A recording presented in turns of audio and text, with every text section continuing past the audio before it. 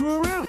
Hopefully they live up to it. And if not, the pounding's coming. We're going to do it again and again and again. The Cats and Cosby Show, weekdays 5 Eastern, 4 Central on the stations of the John Fredericks Media Network. Trump is the toughest president we ever had. Well, he's definitely the best bomber. August 17th. Big changes are coming to the John Fredericks Media Network. John Fredericks, your Godzilla of Truth, starts the day from 6 to 10. Wendy Bell follows from 10 to noon.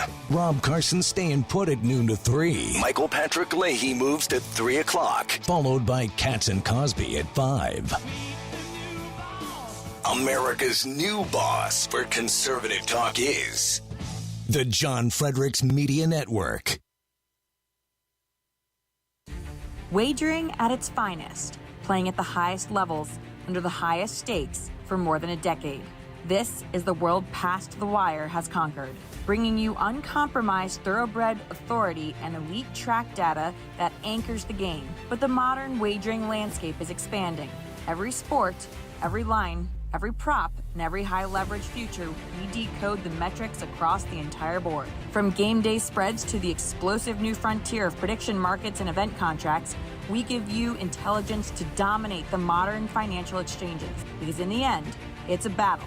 You versus the house. You versus the other players. In this arena, we fight with you. We are your ultimate edge. Welcome to the Ultimate Wagering Network. Subscribe to Past the Wire TV and turn on notifications, because when the dust settles, nobody does it better. Saturday morning, 6 on the radio, 11 on JFMN.TV.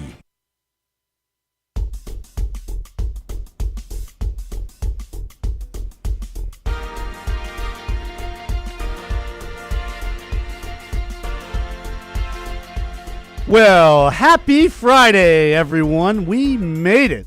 This is the John Fredericks Media Network. I'm Dan Hobgood. Time for a look at, among other things, weather and sports. We'll start, as we always do, with where I am in the capital of the South, Richmond, Virginia, where the high today will be 85 degrees with some scattered storms this afternoon. A low of 68 tonight. Right now, the temperature is 71 degrees in the River City. Portland thumps the Squirrels at Carmack's Park last night, 11-2. So much for Grateful Dead night. Maybe they should have honored Jerry Goldsmith instead of Jerry Garcia. First pitch tonight, 7:05 for the two teams. Moving on to Washington, D.C., the high there will be 87 this afternoon with possible storms. A low tonight of 67, still with possible storms. Right now, the temperature in the nation's capital, a network high, 75 degrees. The Nats get revenge against the Rockies yesterday, 7-1. They'll host the Marlins next. At 6:45 tonight will be the first pitch. Commanders at Ravens, 6 p.m. tonight on NFL Network in preseason action. In Atlanta, your high today will be 89 with possible storms.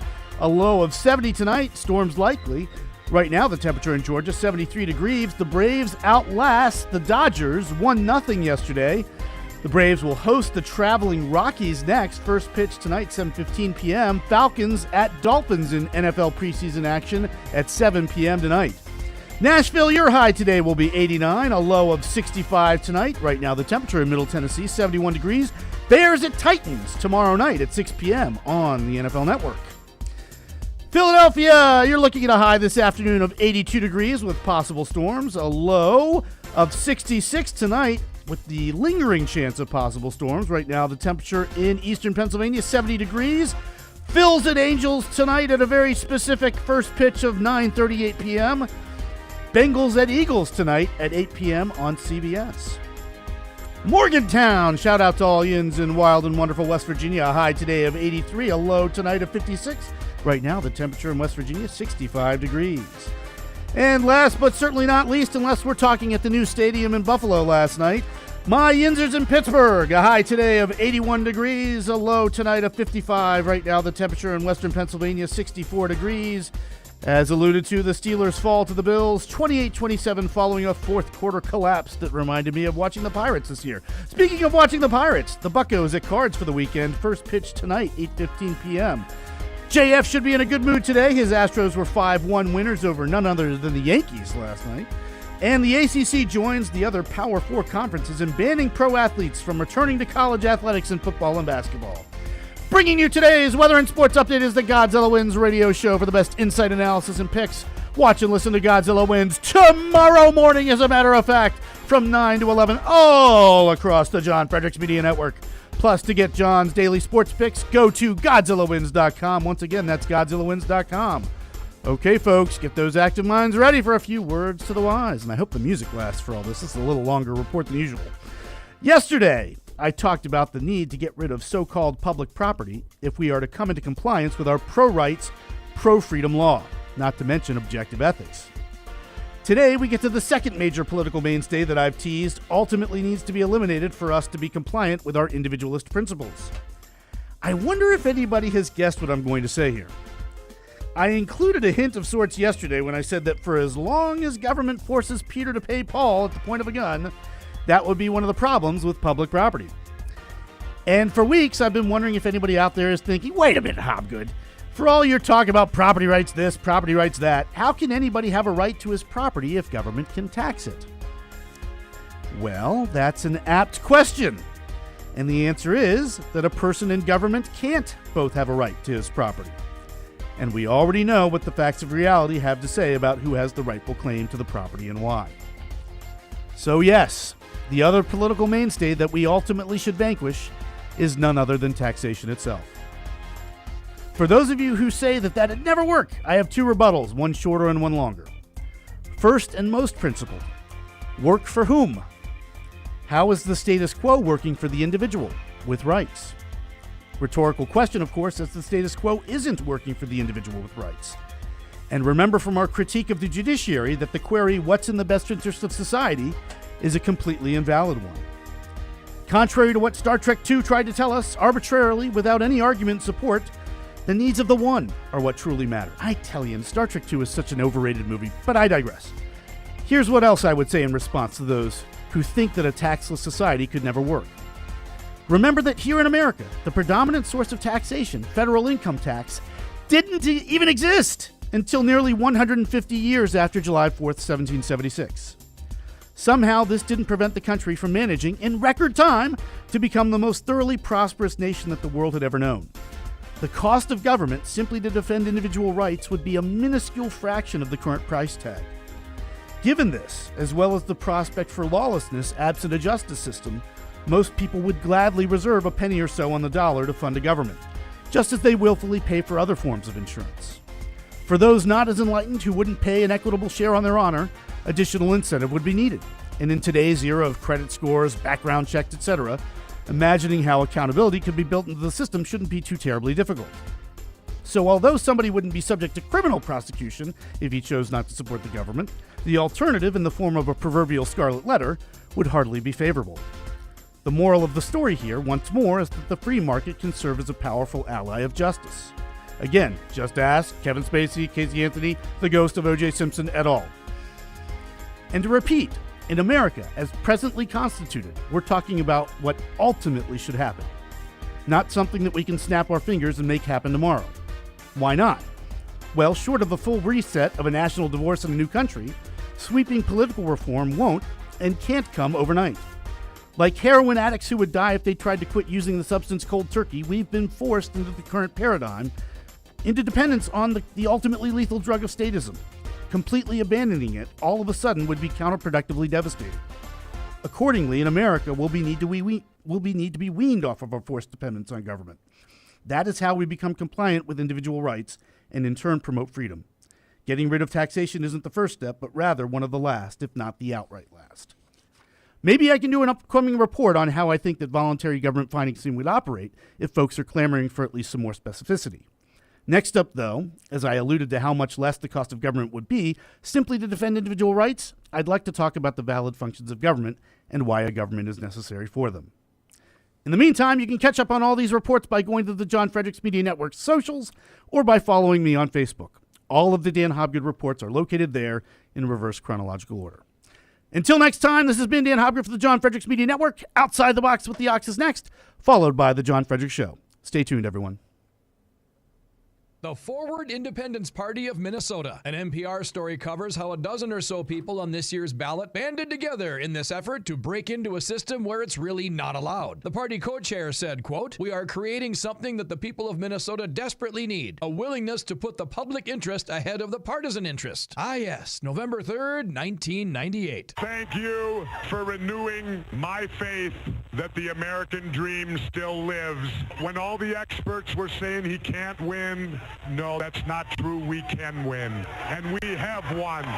But that was a time when the Democrat and Republican candidates both insisted they wanted smaller governments and lower taxes. It was hard to discern a difference. So Jesse the Body wins with just over a third of the overall vote. Fast forward to today, it's impossible. Because thinking outside the box, they're telling us there's a home for politicians who don't have an opinion one way or another about spending an $18 billion surplus on bigger government, taxing Social Security, letting the governor be the king again for the next pandemic, allowing men and women's sports, boys and girls locker rooms, and public funding of sex changes for all 5-year-olds who want one? When our children tell us who they are, it is our job as grown-ups to listen and to believe them. If they do have an opinion on any of these, which it's impossible not to, regardless which way they go, they're painted into a corner having one political home and only one. Here outside the box with the Ox in the Eastern Time Zone and now in West Virginia on the John Fredericks Media Network. John Fredericks. It is the most egregious thing I've seen in a lifetime. President Trump. The whole thing is ridiculous. When politics start getting wild, they want to have every single thing that you don't want. Raise taxes, men and women's sports. They're going to open up their border. Trump hits the speed dial. Thank you for calling in on such short notice. You came first, John. Wake up with the John Fredericks Show weekday morning, 6 Eastern, 5 Central on JFMN.TV, the massive J-Fred radio network, and all across the socials. You came first, John. Thank you very much, and you do a great job. Right now, download the new WV Sports Nation app from the Apple Store or Google Play and get the entire Mountaineer sports world in the palm of your hand. Right now, get notified when new stories drop about your favorite Mountaineers teams and athletes. Download the WV Sports Nation app right now. Get updates on next level Mountaineers like Weatherholt and Joe Mazzulla. All that and more right in your pocket right now. Download the new WV Sports Nation app from the Apple Store or Google Play. Download the app right now. Godzilla Wins, where you get the best insight and best information on how to win the most money ever. Guess what? GodzillaWins.com. Let's talk more winners. You heard the man. The all-new GodzillaWins.com is all about winners with fresh daily picks by J-Fred and your favorite players from the Godzilla Wins team. Get your hot takes from the show, then click the website for the dough. GodzillaWins.com. GodzillaWins.com. Let's talk more winners. If you want it straight, you know where to go. He rolls like thunder, head to toe. John Fredericks Radio Network. Godzilla of truth, hear that roar. Godzilla of truth. John Fredericks Radio Network. He brings the facts and he brings more. Godzilla of truth. From the back rows to the wire, he talks that hot truth fire. No polished mask, no paper crown. He tells it plain, he lays it down. If you want it straight, you know where to go. He rolls like thunder, head to toe. John Fredericks Radio Network. Godzilla of truth, hear that roar. Godzilla of truth. John Fredericks Radio Network. He brings the facts and he brings more. Godzilla of truth.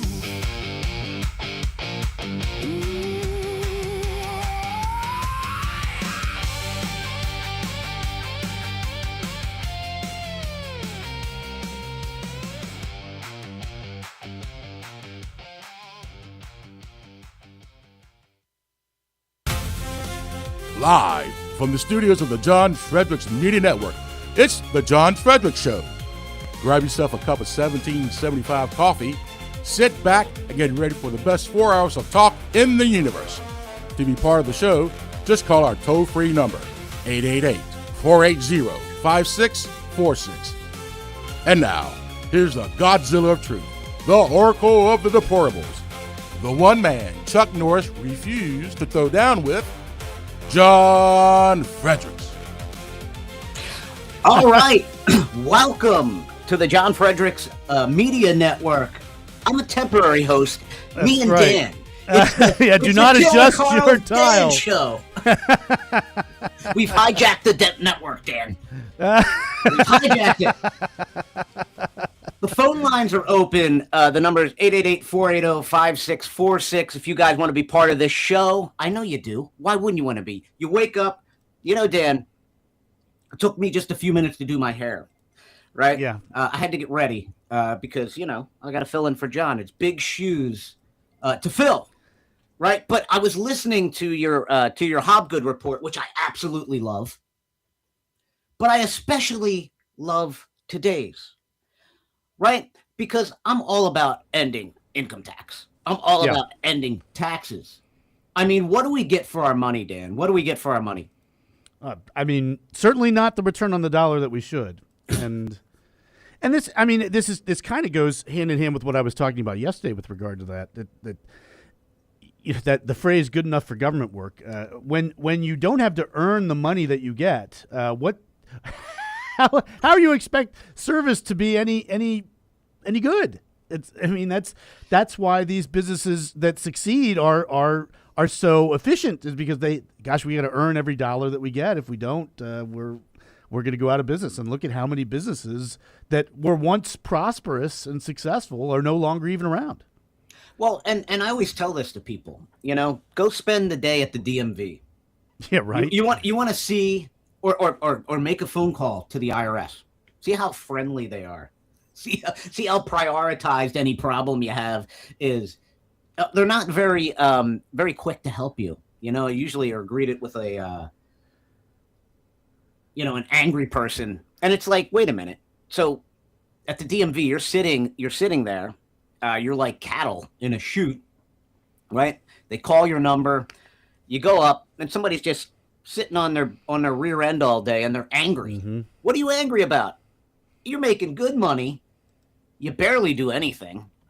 And, I never, it's the same thing with the the turnpike workers. Well, now they're really angry. Yeah. All right. You want to bring on Dave, Arizona, line 1? Yeah, let's get Dave on. Dave, you're with us. Hey, good morning, guys. Thank you. Absolutely. Appreciate What's on your mind, Dave? Well, I wanted to thank you, Dan, and Godzilla as well for the coverage on Tuesday. It was really good from Norman's office. Oh, thanks so much. Yeah. Go ahead. We wanted a different result, but you know what? At the end of the day, John did the right thing and said, pull yourself up by your bootstraps, and we'll support Lady G 2.0, because that's who Darlene is. She's Lady G 2.0. Lindsey Graham in the wig. Yeah, exactly. Yeah, and Carl and Dave, or maybe I got just some a better grief. toupee. I don't know. Carl and Dave, I got some grief for my opening monologue yesterday. I thought that was pretty gracious on my part. I wasn't trying to be bitter or shed crocodile tears over the result. It was really just to say that I thought that Norman was a really decent guy. He ran an upstanding campaign, but we got to get behind the nominee at this point. So. Absolutely. The primaries are the culling process, right? We choose the best piece of wood out of the stack, and there's sometimes where our candidate doesn't win, but it doesn't matter then. It's a binary choice at this point, and we have to vote red. Remove every Democrat. Again, that's remove every Democrat. Vote red in November. Yeah, so I wanted to compliment you guys, so Thank you so much. Great call, Dave. We have to support the nominee, but I feel like, Dan, and we talked about this before, I feel like there's a little bit of a bitter taste left in people's mouths because so much money goes behind the establishment's candidate, right? And they're not always going to be the best candidate. They might be the more controllable candidate, right? And I feel like sometimes people, and that's my fear about the midterms. Trying to be as optimistic as possible. And that's why I tune in to John's show, because he gives me that optimism, but in the back of my mind, I talk to a lot of people, right? Cause I'm besides, the radio show on the weekends and stuff. I still have a construction company with my son, and I talk to a lot of people, and there's a lot of unfortunately dissatisfied people out there. And I'm constantly telling them, look, man, you're never going to get everything you want, right? But you got to go out and vote. You got to get out, and I've said it in the chat, and you got to get out and vote. You're not gonna always love everything. And you know what? The GOP, they're gonna choose the candidate, unfortunately. Because money runs campaigns, Dan. It does. The more money you have, and it blows my mind. Yeah, it blows my mind. But the more money you have, and they dumped a lot of money. They dumped a lot of money behind Darlene Graham. They really did. They did. But you got to think, like John says, this country, it's hanging by a thread. And you cannot underestimate these communists. You cannot underestimate the communists and the Democrats' ability to be able to steal elections. And the media's goal in all of this is to demoralize the base, keep us home. And that's, John talks about fake polls. I don't believe any polls, Dan. I don't know about you. They seem all fake to me. I don't know how they even get conducted these days. I mean, who's answering the phone at home? I just don't understand how the methodology works. This is not the 1990s anymore, pre-internet, pre-cell phones, or at least pre the proliferation of. Yeah, it's through text. I get them all the time. By the way, tomorrow morning, 8:00, we'll have Mark Mitchell on. And yes, I know a lot of people don't like Mark Mitchell, but they loved him. They loved him in 2024. You know what? Well, the key is that JF wanted us to make sure that we promoted tomorrow's show. So yes, the Killer Carl show on at 8 a.m. in the mornings on Saturdays, before Godzilla wins. And you know what? It's great because we warm up right for John, and then we jump in the chat and we harass people. I love it. All right, let's get to Steve in Virginia, line 2. Hey, Steve, how you doing today, brother? Doing great, Carl. Thanks for taking my call. I've really been enjoying Dan's reports every morning, and the last 2 days, I have to say there's a lot there to cover. But going back to 1913, when my maternal grandmother was born, her parents supported the 16th Amendment because they thought, hey, this is basically provided to everybody as a way of funding the government, but it was actually class warfare because 90% of the population didn't have income. Correct. Because the word income meant non-wage monies. And so people didn't have, that meant investments, and only rich people had investments. So, people who were earning money, they weren't going to be affected. And by the way, the 16th Amendment never passed constitutional muster either. So that's also correct. That's as bad as the 14th Amendment, which never passed either. So this is why I talk about us being having been turned into a kleptocracy where we have government. There is no private property. If you need a permit to do something, that's a violation of your constitutional rights. If you have to pay rent, as in property taxes, to own anything, quote unquote own. Who's being owned? Are we land of the free and home of the brave? Nope. Well, great to put up with what's going on, but we're certainly not free. So, private property is a thing of the past. There's no way that you can get by with not saying to the government, hey, I own this property. I'm not going to pay you rent, as in, property taxes on the things that I own, and see how long that, lasts for you. Great call. Dan, that is the call of the day. Steve from Virginia. Steve's great. I love it. And every time I go to write one of these things, I think, everybody's going to think this is a bridge too far. I'm amazed. Everybody's like, yes, we're with you. Yes, let's go. 100%. All right, we'll be back after this commercial break on the John Fredericks Media Network.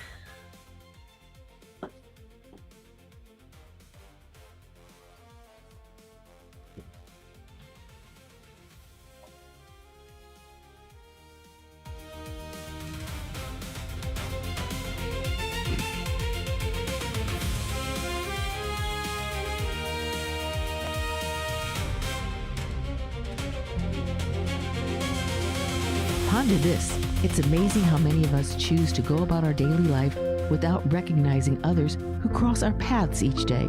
Take, for example, your morning walk, run, or workout at the gym. As we encounter others, often we don't make eye contact, let alone smile or greet each other. Listening to music or a podcast with our earbuds is so much more preferable than having to greet others we encounter.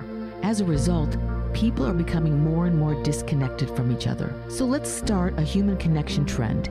Here's an experiment for you to try. Put your phone and earbuds away for a day while in public. Try to engage others in your path with a simple smile and a kind hello. These simple gestures will become a powerful force in the world. A smile costs nothing, but can be a powerful tool to brighten the day for others. Let your smile be a light for all to see. It's a gesture of love from the Lord. I'm Susie Kelly, and I am passionately Catholic. This is Crom Carmichael, CEO of Soul Tea. We got a wonderful email from one of our customers up east named Joe, and here's what he had to say.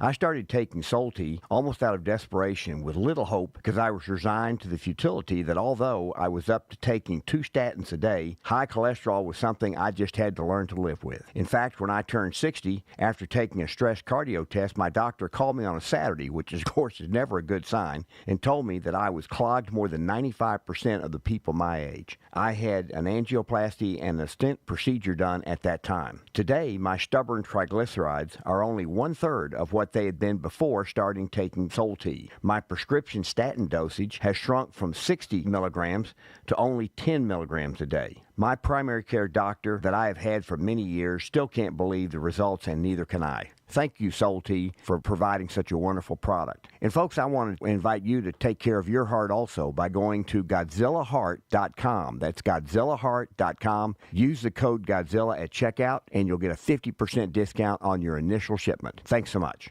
MyPillow's second annual mega sale is finally here. Get our patented premium MyPillows that adjust your exact individual needs to give you the best sleep of your life. When I got MyPillow, I'm asleep almost immediately. I stay asleep at night and I wake up more well-rested in the morning. I guarantee they're going to be the most comfortable pillows you'll ever own. King size only $24.98, queen size only $19.98. Giza Dream bed sheets, the best sheets in history, as low as $29.98.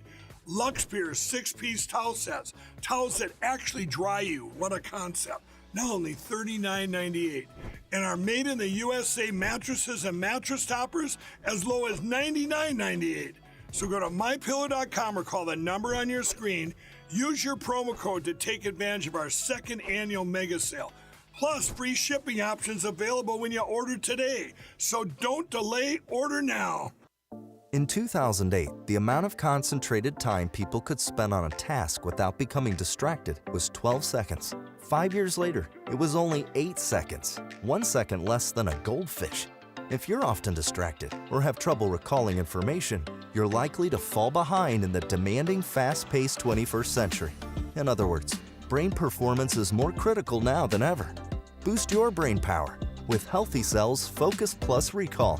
Science-backed nootropics to help you sharpen focus, concentrate longer, enhance recall, improve mental speed, learn rapidly, and be more alert. It's a pill-free brain supplement made with maximum absorption ingestible gel technology, designed to feed your brain at the cellular level. Take it for a test drive. Go to healthycell.com and use code GODZILLA for 20% off your first order of Focus Plus Recall. That's healthycell.com, code GODZILLA for 20% off. If you want to go after an athlete, one of my athletes, you go after one that doesn't do the right things. You don't downgrade him because he does everything right and may not play as well on Saturday, and you let us make that decision. That's why I don't read the newspaper, because it's garbage, and the editor that let it come out is garbage. Attacking an amateur athlete for doing everything right. And then you want to write articles about guys that don't do things right and downgrade them, the ones that do make plays. Are you kidding me? Where are we at in society today? Come after me. I'm a man. I'm 40. Don't touch that dial. You've found your home of the truth. Do you solemnly swear to tell the truth, whole truth, and nothing but the truth? With the best analysis in America. can't handle the truth. And now back to the John Fredericks Show. All right, welcome back to the John Fredericks Media Network. We've got Dan, and we've hijacked the show. Me and Dan hijacked the show, but we've got John from New Jersey on line 1. Hey, John, how you doing today? What's on your mind, brother? Hey, Carl, how you doing, buddy? I really enjoy your show on Saturdays. I got a couple things. First off, real quick with the Darlene Graham thing. That was,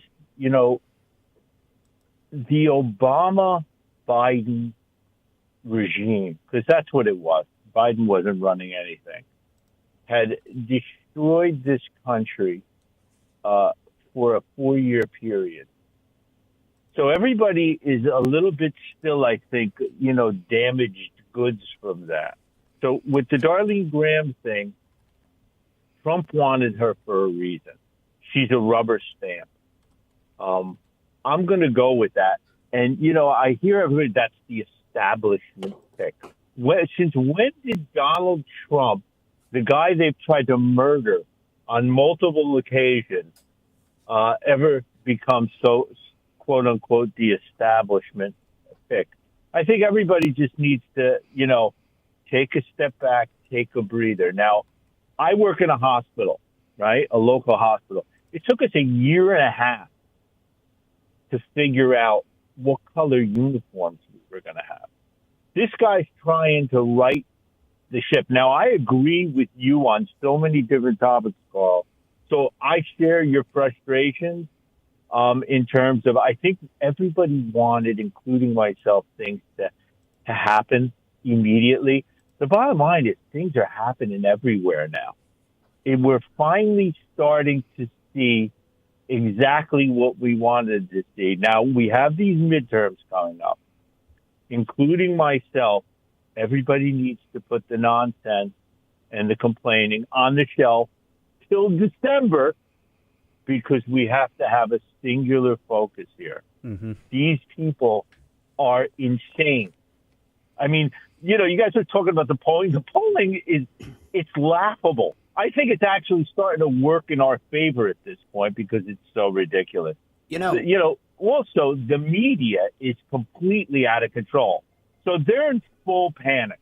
I mean, they got Carney up in Canada now. I mean, the globalists are in full retreat. We're cutting off Iran. I mean, did things happen exactly the way we wanted them to?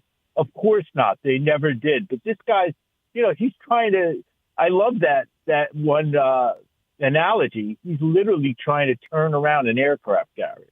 Well, and we're finally starting to see, a lot of things. The deportations are ramping up. Everything's actually starting to happen. Soros they're going after.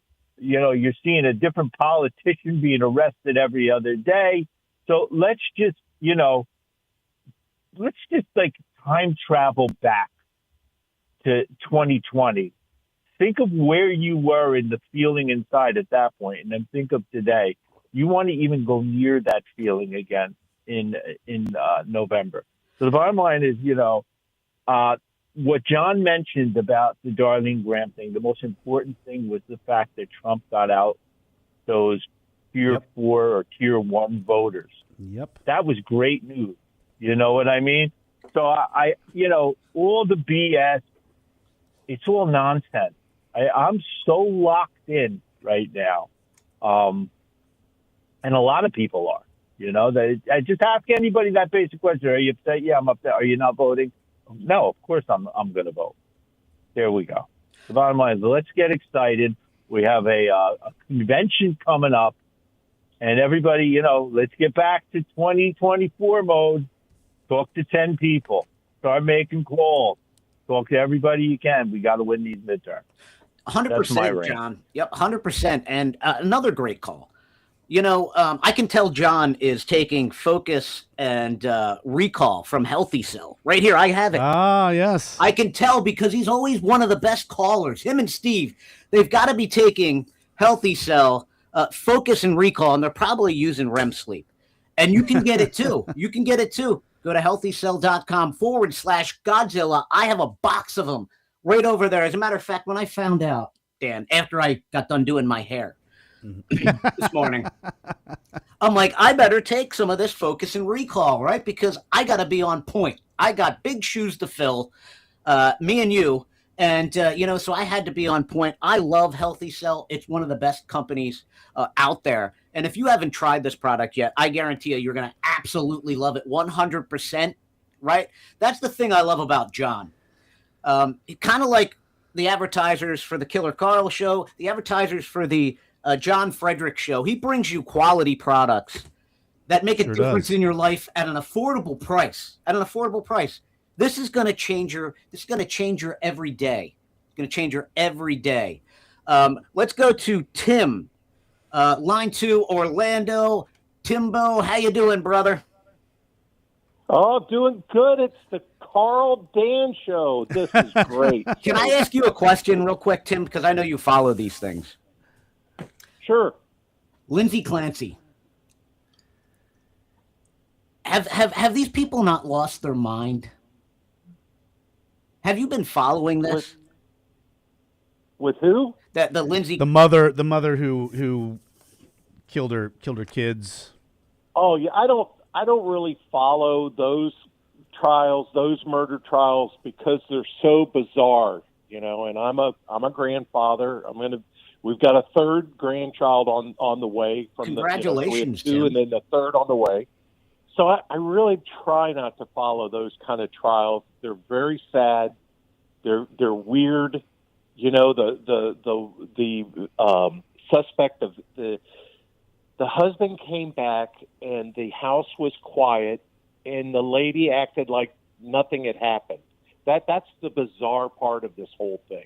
So, didn't she try to commit suicide by jumping out a window? She did, but listen. Yeah. Women, they go through the postpartum depression. My wife went through it. I've been through it. This woman had a nanny. She had a nanny. Yeah, I mean, we didn't have a nanny. I mean, raising kids, man, it's process. It's a process in action. It's learning on the job, man. You're in the fire. So raising kids. I mean, who has a nanny? I mean, it's insane to me that they're just turning this woman into a almost like a folk hero. Like everybody that does something wrong, like that Mangione guy, they all turn into these heroes. And our society, that's the insane meter. It's bizarre. Right there. All right, Tim, I'll let you get to your the women.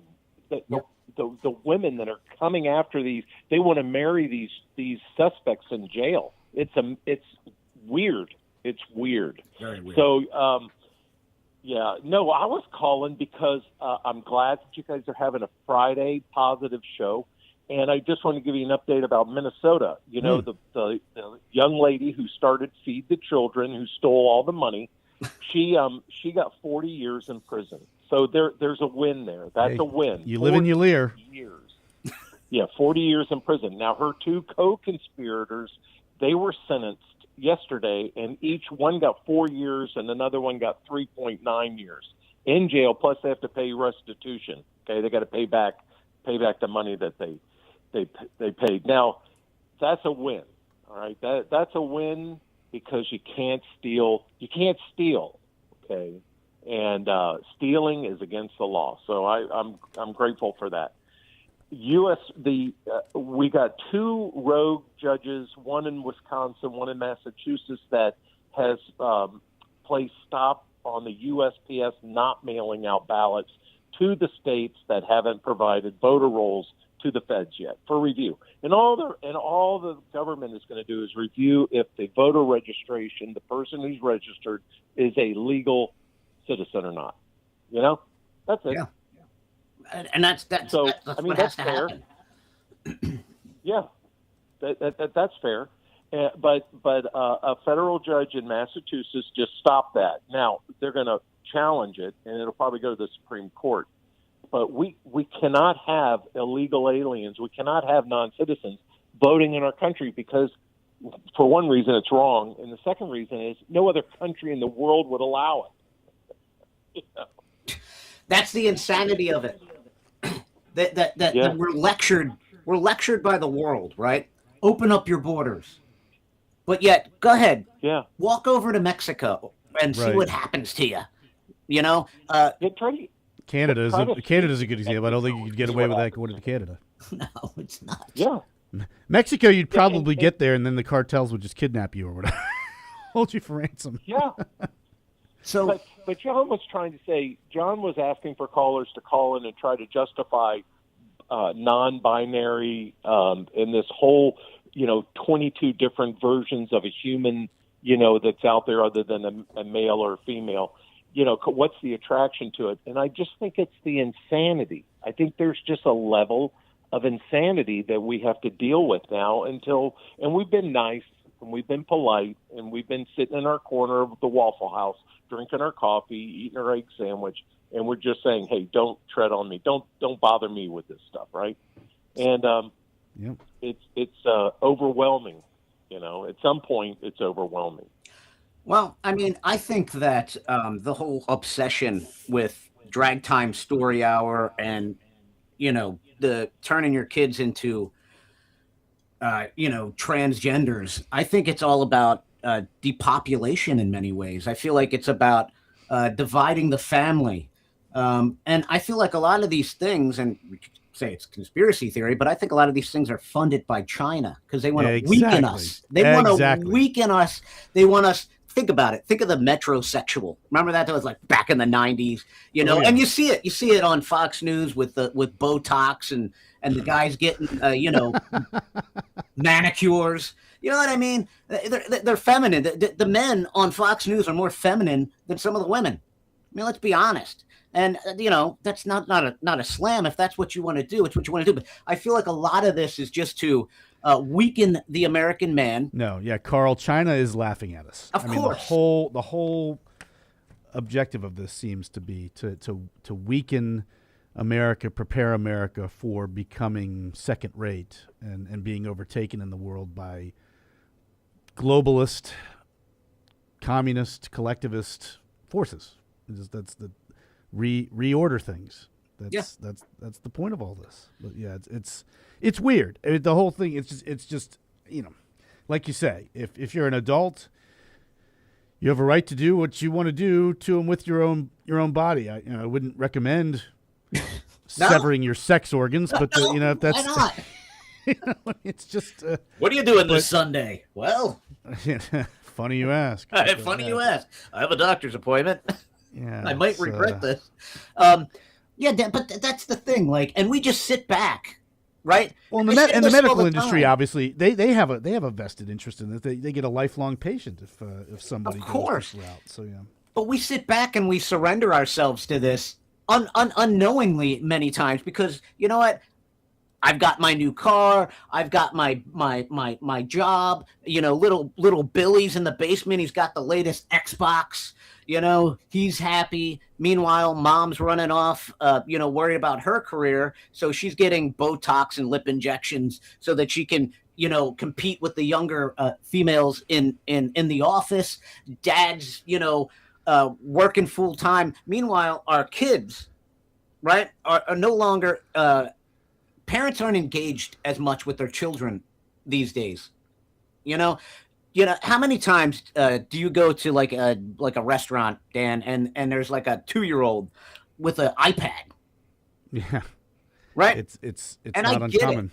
I get it. It's you want to enjoy your meal. You want the kid to be distracted, but I just feel like parents are so. A lot of parents nowadays are so focused on their career, right, and keeping the things they have. That we become distracted and we live in our own little bubble. If it doesn't affect you, right, then who cares? You know what I mean? That's the mentality of people sometimes. They don't realize it. And I think President Trump, the one thing I think he did the most is wake up America to the corruption of politicians, to the corruption of just the way the government runs. Sure.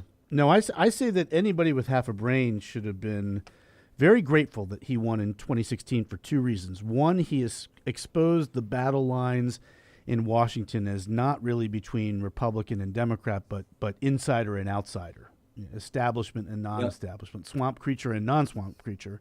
And then two, he got the media to reveal that they are wolves in sheep's clothing once and for all. The sheep's clothing, any semblance of sheep's clothing that they once had is gone.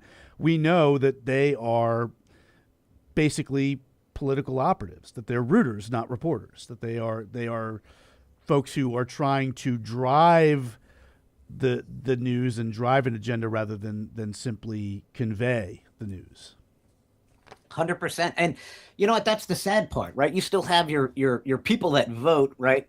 In like the retirement homes, right? And they go in and these people are getting pumped with this fake news. Like John was talking about the situation with the kids in Pennsylvania passing away from, what was it? Smallpox. Oh, measles. Yeah. You know, and you suggested an interesting theory there that if this was something that happened, it could have been within the Amish community, which Amish community doesn't even bother to get vaccinated for anything. And that happens a lot. Like maybe not measles, but other things. It happens a lot. Yeah. It's bound to happen based on how they're going about things. And they're trying to play it out. This is how disgusting Shapiro is. It's an epidemic. It's a pandemic. Yeah. They're trying to turn a tragedy, right? What was it? Rahm Emanuel never let a good tragedy go to waste. Yeah. Shapiro's following the same principle as that, like all Democrats, because most of them are just scumbags. Let's be honest. And he's taken this and he's trying to make it seem like, oh, look, RFK is convincing people in Pennsylvania not to get vaccinated. And they're playing it on the local news. Matter of fact, it was on this morning again, right? No corrections.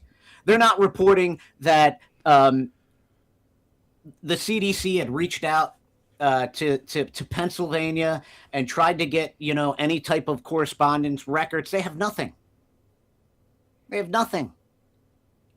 But the media is not reporting that. They're just going with Shapiro's narrative and pushing it. And there you go. The media is complacent and I don't even know how they keep their broadcast license. And of course the media gets its character from academia. The thing that I wonder about and worry about is, okay, how did we go from previous status quo to the extent that the media ever was neutral, to a place where we're teaching our future journalists of America that your job is to sway people rather than inform people. But that's what's happening in colleges.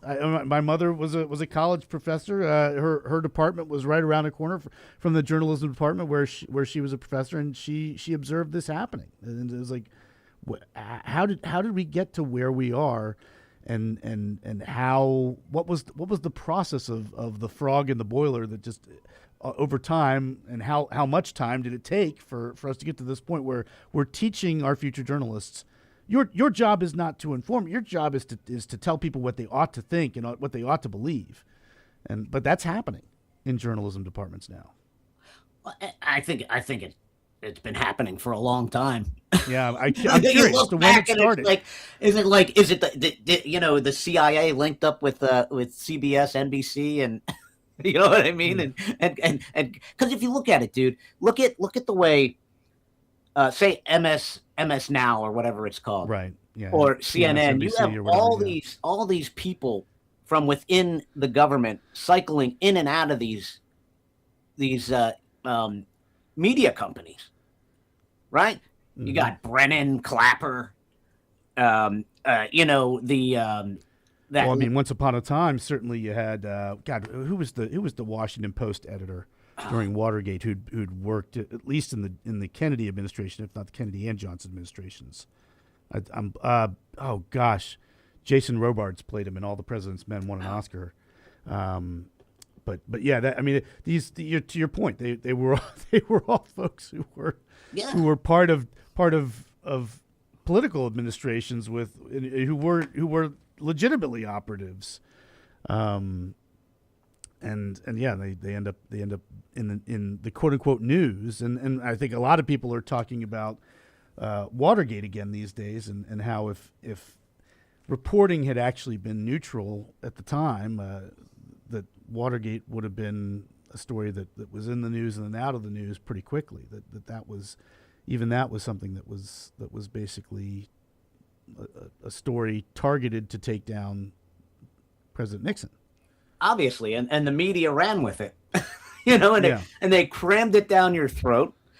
And, that's the disturbing part. And that's what I love about, the John Fredericks Media Network, is that you're getting truth, right? And everybody has a different perspective. You've got John in the morning. You've got Wendy Bell, which I'm loving, right? And then you got Carson after that. And then Michael Patrick Leahy. The lineup on John Fredericks' radio show, I think, is like the best out there. The best out there, because you're getting perspective, you're getting truth, right? And that's why everybody has to stay tuned in all day, Dan. Why wouldn't you? Yep.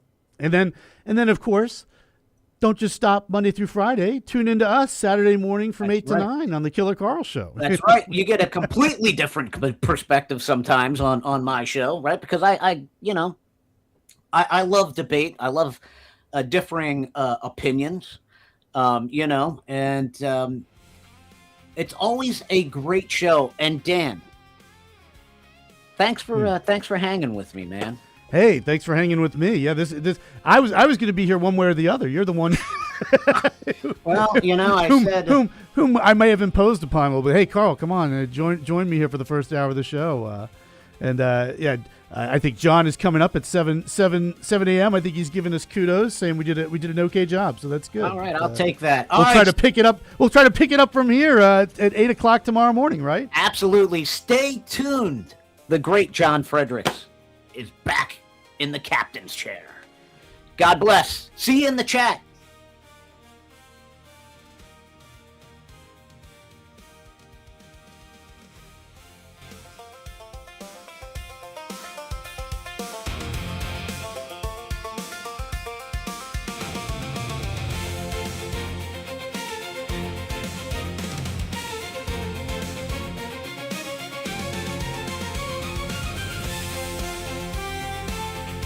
WJFN, Goochland, Bonaire, Chester, 100.5, 107.7, 92.7 FM, AM 820, and WJFB, Portsmouth, AM 1650. Breaking news this hour from Town Hall. I'm Rich Thomason. Crews struggling to rescue survivors of the disaster along the Nepal-Tibet border are warned to remain alert for the possibility of more flooding. Catastrophic flooding claimed almost 540 lives, close to 1,000 people still missing, dozens of Americans among them. A federal judge has temporarily paused President Trump's effort to standardize how states handle mail-in ballots. Sets stage for another legal fight before the midterm. The 14-day hold follows new administrative rules requiring states to provide voter lists and use standardized ballot envelopes before the Postal Service delivers mail ballots. The 14-day hold follows new administrative rules requiring states to provide voter lists and use standardized ballot envelopes before the Postal Service delivers mail ballots. Trump supporters say the changes promote election security, consistency, and public confidence. Opponents argue states lack time to comply. The U.S. Supreme Court may ultimately decide this case. Ken Lorman reporting. President Trump says it's clear the U.S. has the upper hand in the disputed Strait of Hormuz. The strait is open. We're taking a lot of boats. Millions and millions of barrels of oil are coming out of the strait every day. Other countries recognize that. Every once in a while they shoot some, they put some shots at. We totally cleared the strait we have the best minesweepers in the world. They're underwater minesweepers. The Trump team reportedly close to clinching a massive oil deal with Venezuela. Axios reports it would involve access to Venezuelan oil fields, boasting 90 billion barrels of proven reserves. The Lindsay Clancy murder case gone to the jury, deliberations underway in Massachusetts. Clancy is charged with first-degree murder and the deaths of her 3 young children. Townhall.com. Diabetes, high blood pressure, anxiety meds, everyone's on them. If you're a 50-year-old male, maybe a bit porky, and you may even have type 2 diabetes, $1 million of term insurance may only cost you about $200 a month. Call Term Provider. Speak with Big Lou at 800-555-2085. Big Lou will find a term life policy for you even if you have type 2 diabetes, are overweight, or have high blood pressure. Term Provider has helped thousands of people like you who think they can't afford term life insurance. To buy $1 million of affordable term life for you, all you need to do is call Big Lou at 800-555-2085. Lou will make sure the scales are tipped in your favor. Call 800-555-2085. Big Lou will answer your call and work to fit you into a term life policy that you can afford. Remember, Big Lou's like you. He's on meds too. Call 800-555-2085 or biglou.com.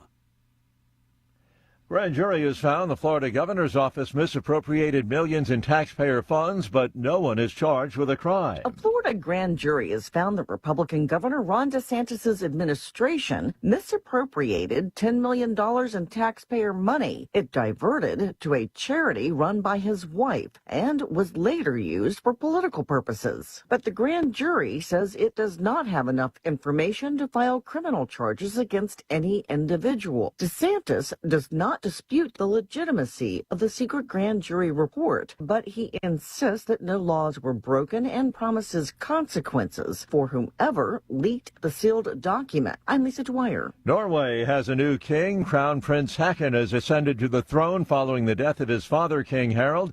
The role of Norwegian monarch largely symbolic, and power lies with an elected parliament. News and analysis, townhall.com.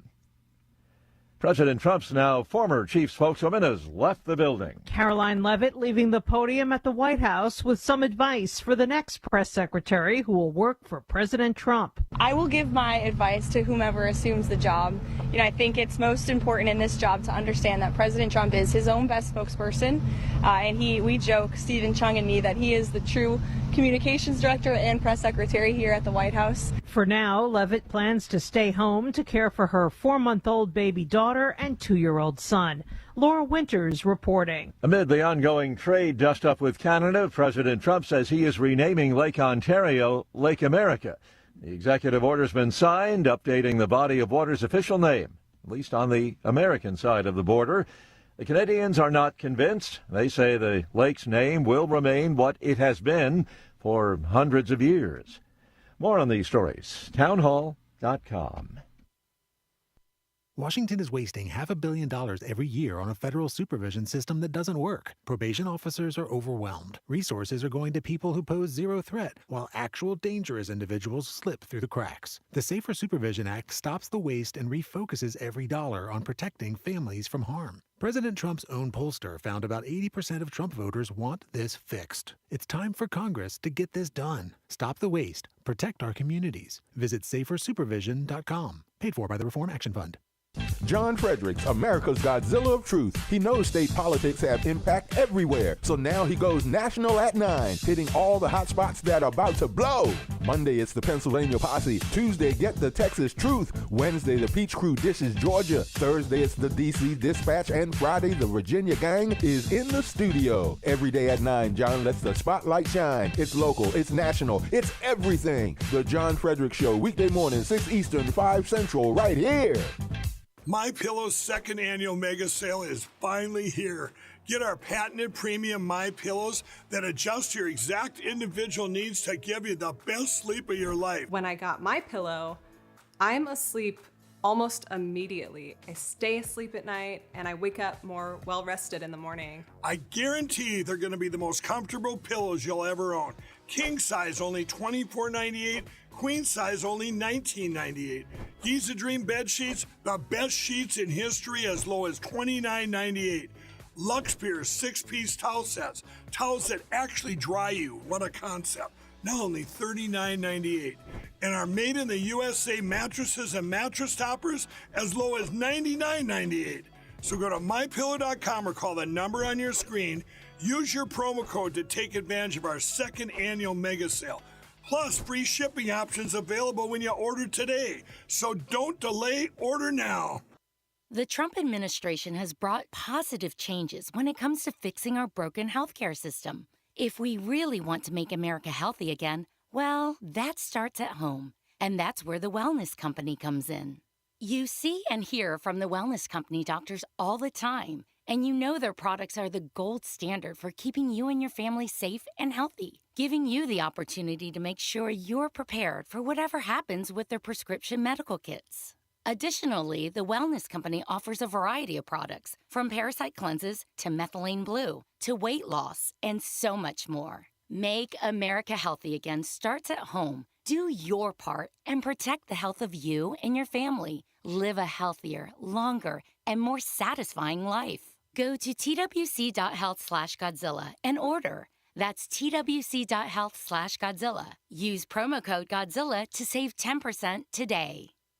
Now more than ever, it's imperative to support companies that share our conservative values. That's why I can't be more excited to tell you that I've switched my family to Patriot Mobile. Patriot Mobile is America's only Christian conservative wireless provider. When you switch to Patriot Mobile, you shift your support away from the leftist, woke, progressive agendas of Big Mobile. Patriot Mobile's wireless service works perfectly and seamlessly as you go about your lives with exceptional nationwide coverage that uses the same towers the main carriers use. Patriot Mobile donates a portion of every dollar earned to causes you care about, to organizations that fight for religious freedom, First and Second Amendments, sanctity of life, and the needs of veterans and first responders. Patriot Mobile has plans to fit any budget, along with great discounts for our veterans and first responder heroes, as well as multi-line users. Switching is easy. Just go to patriotmobile.com/Godzilla or call their U.S.-based customer service team, 972-PATRIOT. That's 972-728-7468. Use offer code Godzilla for free activation.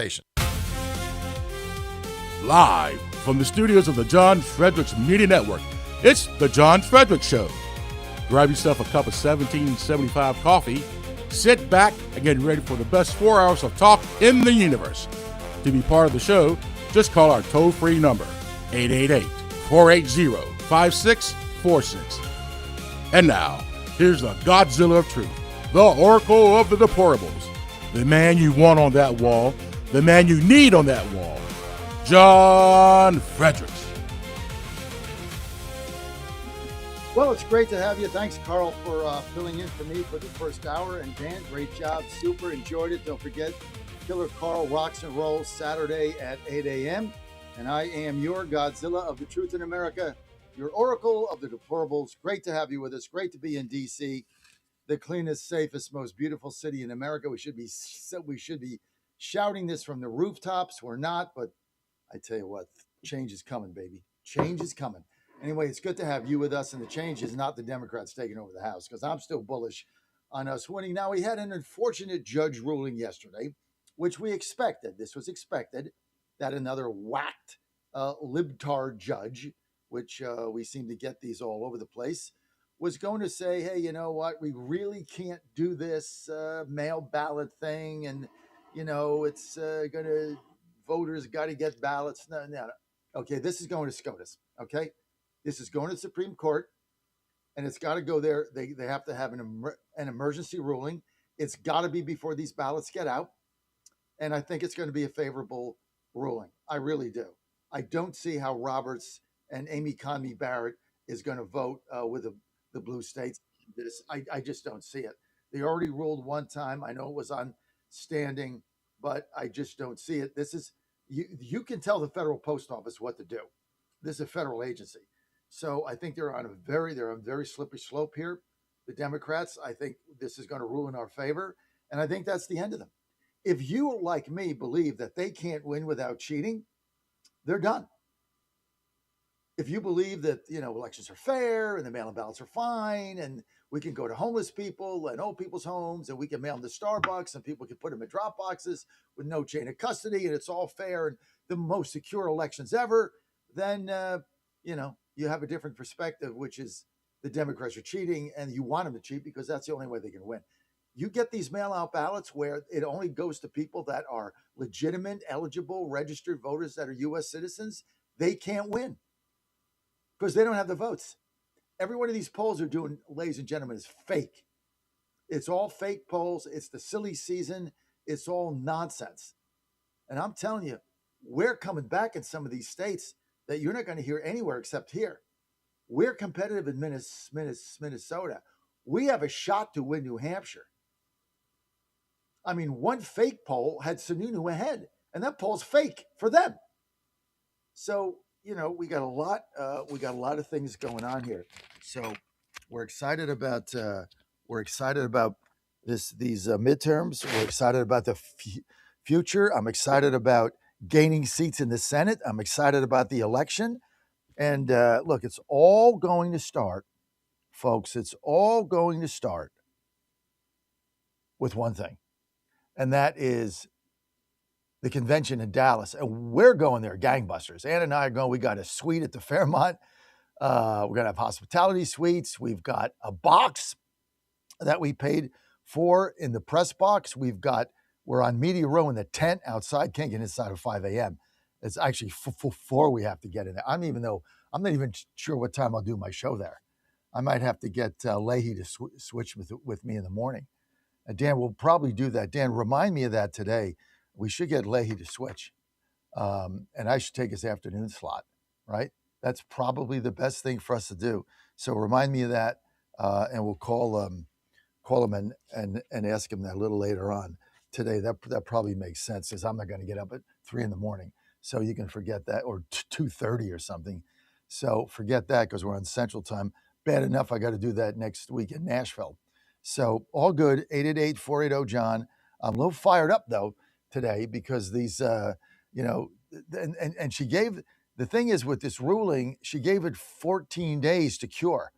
Oh, she gave it 14 days, which means they expect the Supreme Court here to weigh in. So she didn't make this a permanent ruling yet. Overruled. She gave a 14 days. Obama judge, and I don't have a quarrel with what she did. She's not going to make this decision. This decision is going to be made by SCOTUS. And if they vote 5-4 to allow these mail-out ballots to go to anybody with no verification, we don't have a conservative court. To me, of any litmus test, this is going to be it. And I don't know how these two people would live this down. And of course, they vote Amy Coney Barrett and John New York Times Roberts. They vote as a block, so they're basically controlling the court. They collude, allegedly, by me. This is my allegation. Can't prove it. She certainly feels that way to the average Joe. So we'll see what happens. And, Carl brought up REM sleep before. Carl, thank you for doing that. I was out last night. Hey, by the way, Colleen Dick, our long-standing program director, been with us 15 years, came to D.C. yesterday. She came to the Bible Museum and came by our world headquarters here in D.C. It was great to see Colleen. Dan, come up here, and we took her to dinner. We had a great time. She met Sammy the cat. Cat loved her. So, you come in her home and Sammy likes you, you're in. Sammy loved her to death. So, he was like, she was petting him and he was like purring. So it was a good thing. She's a cat person. He knows cat people, no doubt about it. But, so I was in a little late last night, saw the end of the Astro game. They beat the Yankees 2-3. I couldn't turn it off. Get to bed 10 p.m. That's why I was a little late today. Took my REM sleep, fell asleep at 10:15, I think, somewhere in there, 10:05. Got up 5 o'clock, 7 hours. I mean, never even got up to go to the bathroom. This thing is, and you jump out of bed, you get such a great night's sleep. And it's about quality of life. So I ask everybody, it's so simple. Just go to healthycell.com/Godzilla. And I know you've been putting it off, but it is really a game changer for you. And it's about quality of life. healthycell.com/Godzilla, promo code Godzilla. And that's going to save you the promo code is going to save you 20% right off the bat. So these are very affordable, but it's really going to change your attitude when you get that good night's sleep and you're not, tossing and turning all night and you get in that deep sleep. It's really going to make a difference. And Dan Hobgood, he doesn't sleep very well. And I told Dan to buy it, put in promo code Godzilla. Dan, get your 20% off. I mean, it's simple as that. Yeah, I'm going to look into doing that this weekend, as a matter of fact. You really should. I mean, it's for the money. And you save the 20%. I mean, these are about, comes out to about, I think with the savings, maybe about 40 cents a day or something. I mean, it's just, 40, 50 cents a day, and you're going to sleep better and feel better. Like, who wouldn't do that? Right? Exactly. Think about what you're going to spend 50 cents a day on, dude. I mean, or a dollar a day, whatever it is. I mean, think about what you're going to spend a dollar a day on, like garbage, right? Like a box, a bag of Cheez-Its or whatever we bought at the Exxon station going to the airport that we shared the bag of Cheez-Its. Like we had Cheez-Its $1.98. Cheez-Its and Cheetos, I think, from And Chex Mix. Yeah, Chex. That was our right. breakfast. 888 for Breakfast of Champions. 888-480 John. Exactly.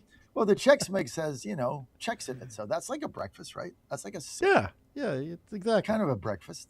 Chex Mix. Yeah. Yes. I agree. But I like the concur. cheese better.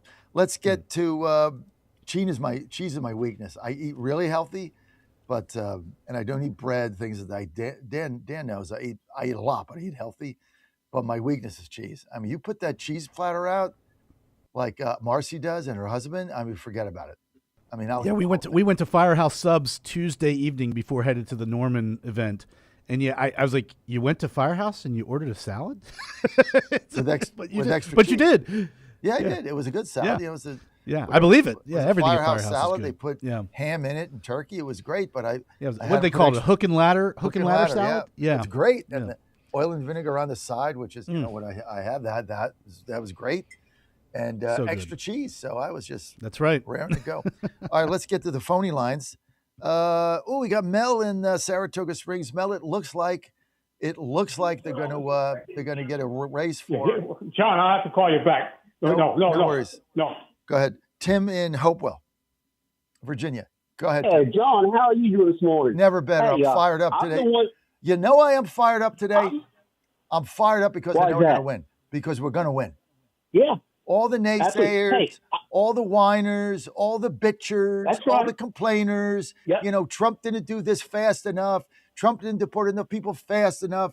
Trump didn't do this. Trump didn't do that. There's not enough deportations. There's no arrests. Trump didn't do this. The guy has done an amazing job. You look what this guy's accomplished in 18 months. It is unbelievable. Yeah, is it perfect? Well, all of a sudden, yes, what sir. he's accomplished is mind-boggling. I mean, look what he's done here in Washington, D.C. The Renaissance going on here. Anyway, go ahead. I'm fired up. Go ahead. I'm the one you mentioned yesterday about the mail-in ballots. I was the one that kept calling in about it for the last 3 or 4 months. You were the one? The original case. Yes, sir. That is great reporting. I was the one. Great reporting, Tim. Thank you. So here's the thing. When they had the first case, Watson versus RNC, that case was on the counting the ballots after Election Day. However, not part of the case, but part of the discussion several justices brought up was exactly the situation we have now about mail-in ballots to the post office. 3 of the justices commented that the post office, FedEx, third-party carriers did not certify election officials. They said when Congress wrote the law back in 2020 with COVID, they didn't put a provision in there for those entities to be certified election officials. So they kind of touched on it in the first case, and now it's coming back around. So that was their stance on it. And like Justice Alito said, I can go to my homeowners association, collect 100 ballots, I drop them in the mailbox. Where's the verification? How do we check those? And that's what he said. Well, it's going to come down to Amy Coney Barrett and John Roberts. So, and the first ruling they had, they really punted. It was like, standing, it's too early, we don't have the order. But it's going to come down to these 2 people. These 2 people are going to determine the outcome of this election. You understand that, Tim? Amy? Yes, well, I'm not Amy sure Phony Barrett. Amy Phony Barrett and John Roberts are going to determine who wins the midterms. I mean, let's just call it out for what it is. They're going to determine it. They vote as a block. So it's not going to be 5-4 our way. It's either 6-3 or 5-4 blue states way. Based on what you've read, based on what you've seen, how do you think they'll rule? Well, I think they're going to rule in favor because the first case was really on the states running and holding the elections. I think they were correct on that. Not sure they punted, but this one here directly deals with a federal entity. Correct. States control they control when the elections take place. They control all that. Okay. Let's look at early voting. Early voting, for example. Okay. States control that. They have election officials there. Okay. They're with you. You have any questions, issues? You go to curbside voting. There's election officials there. They take the ballot. They have, for example, my sister curb votes because she's disabled. When we go out and vote, she takes the ballot. She votes, hands the election official. I have to walk back with the election officials with them in their presence, and then we put it in the machine. You see the difference? So, yes, states do control that at the state level, but they also have elections officials that are there monitoring it, controlling it, whereas mail-in ballots, there's none of that. So you believe they'll rule 6-3 to give the post office the jurisdiction to implement the policy they rolled out under Trump's executive order? They kind of tipped their hand. The Congress didn't put a provision in the law back in 2020 with COVID. They basically said they just went ahead and rushed it through, and they didn't allow for the provision. Because, again, if you stop think about it, where's the verification process when you send it through the mail? And the other thing is, okay, when it gets to the Supreme Court, these people that are challenging it, what's their challenge? Show their harm. I mean, what is it, illegal alien going to come up and say, I didn't get the vote? You didn't send me a ballot to my fake address? I mean, what's going to be their harm? Show the harm. That's the whole crux of this issue. No, look, I hope you're right. It is impossible for us to predict what Amy Phony Barrett and John Roberts is going to do. I mean, they've disappointed us time and again. And the stakes here are the election. The stakes here are controlling the House of Representatives. Those are the stakes. Kind of bigger than anything else they've ruled on. And, we're supposed to have a conservative court. But this is really, I mean, when it comes down to it, you're going to have basically two judges determine the outcome of this election. Two judges who are going to vote as a team because that's what they do. And this is what it's going to come down to. And the Democrats are going berserk because they know they can't win without stealing the election. They cannot win. They have concocted and built an entire voting, fake vote, mail-out ballot vote infrastructure to win in these districts. And it is all based on mailing out ballots as they see fit to whomever they want, and then collecting them and putting them in boxes. Like I said, ballots in boxes. There's no ideology. There's no philosophy. There's no debates. You got 45 days of early voting. The whole thing's a comedy act, right? And it's meant to steal elections from the American people. And either the Supreme Court is going to go with that or they're not.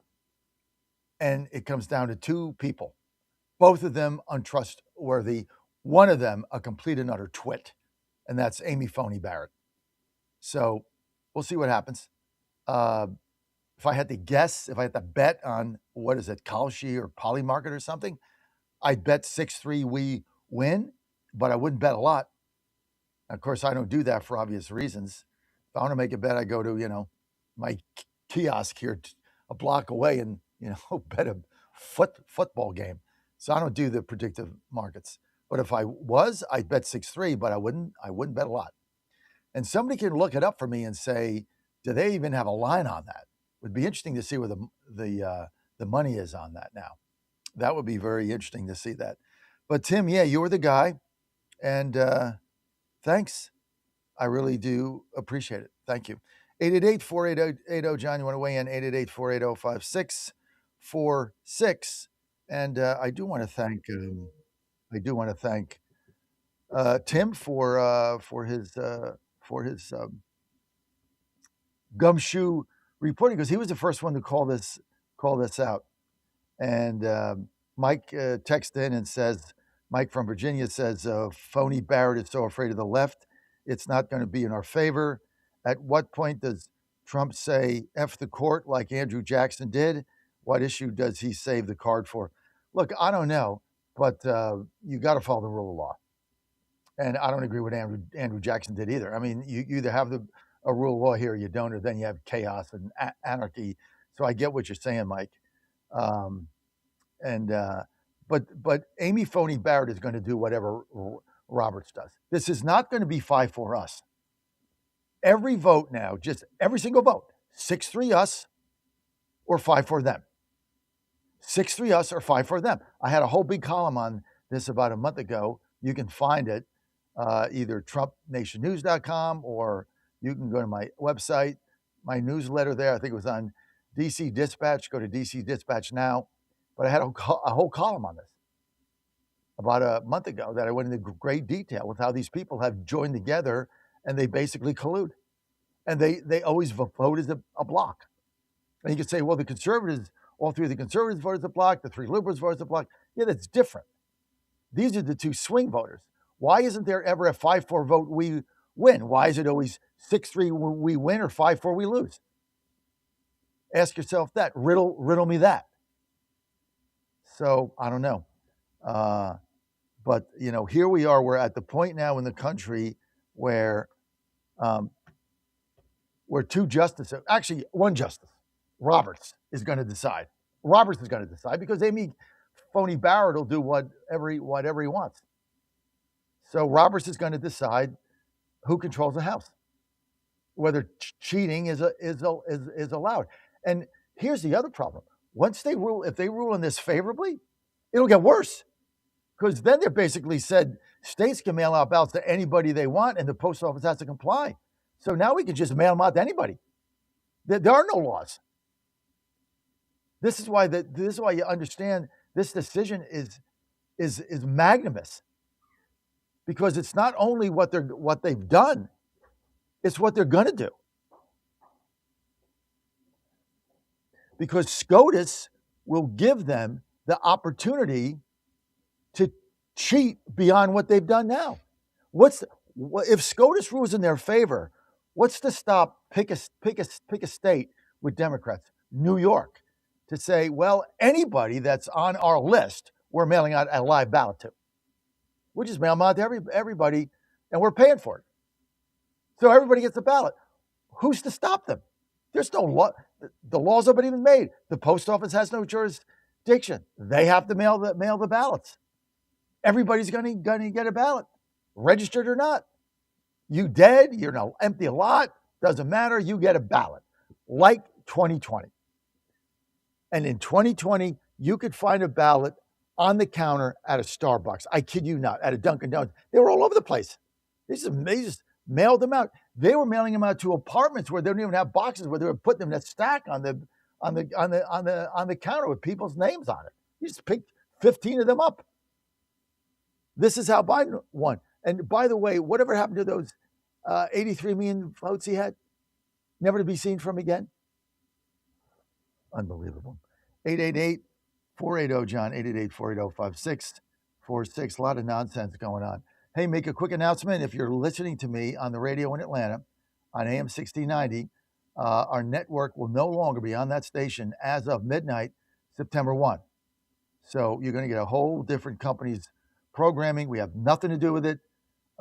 We have entered into a lease agreement with another company as our company in Atlanta, as our radio station has been sold and it's pending FCC approval. If you want our network and you want us and you want to keep tuning in, you're not going to get us on AM 1690 in Atlanta. If you have the app, that's fine. If you go to Listen Live, that's fine.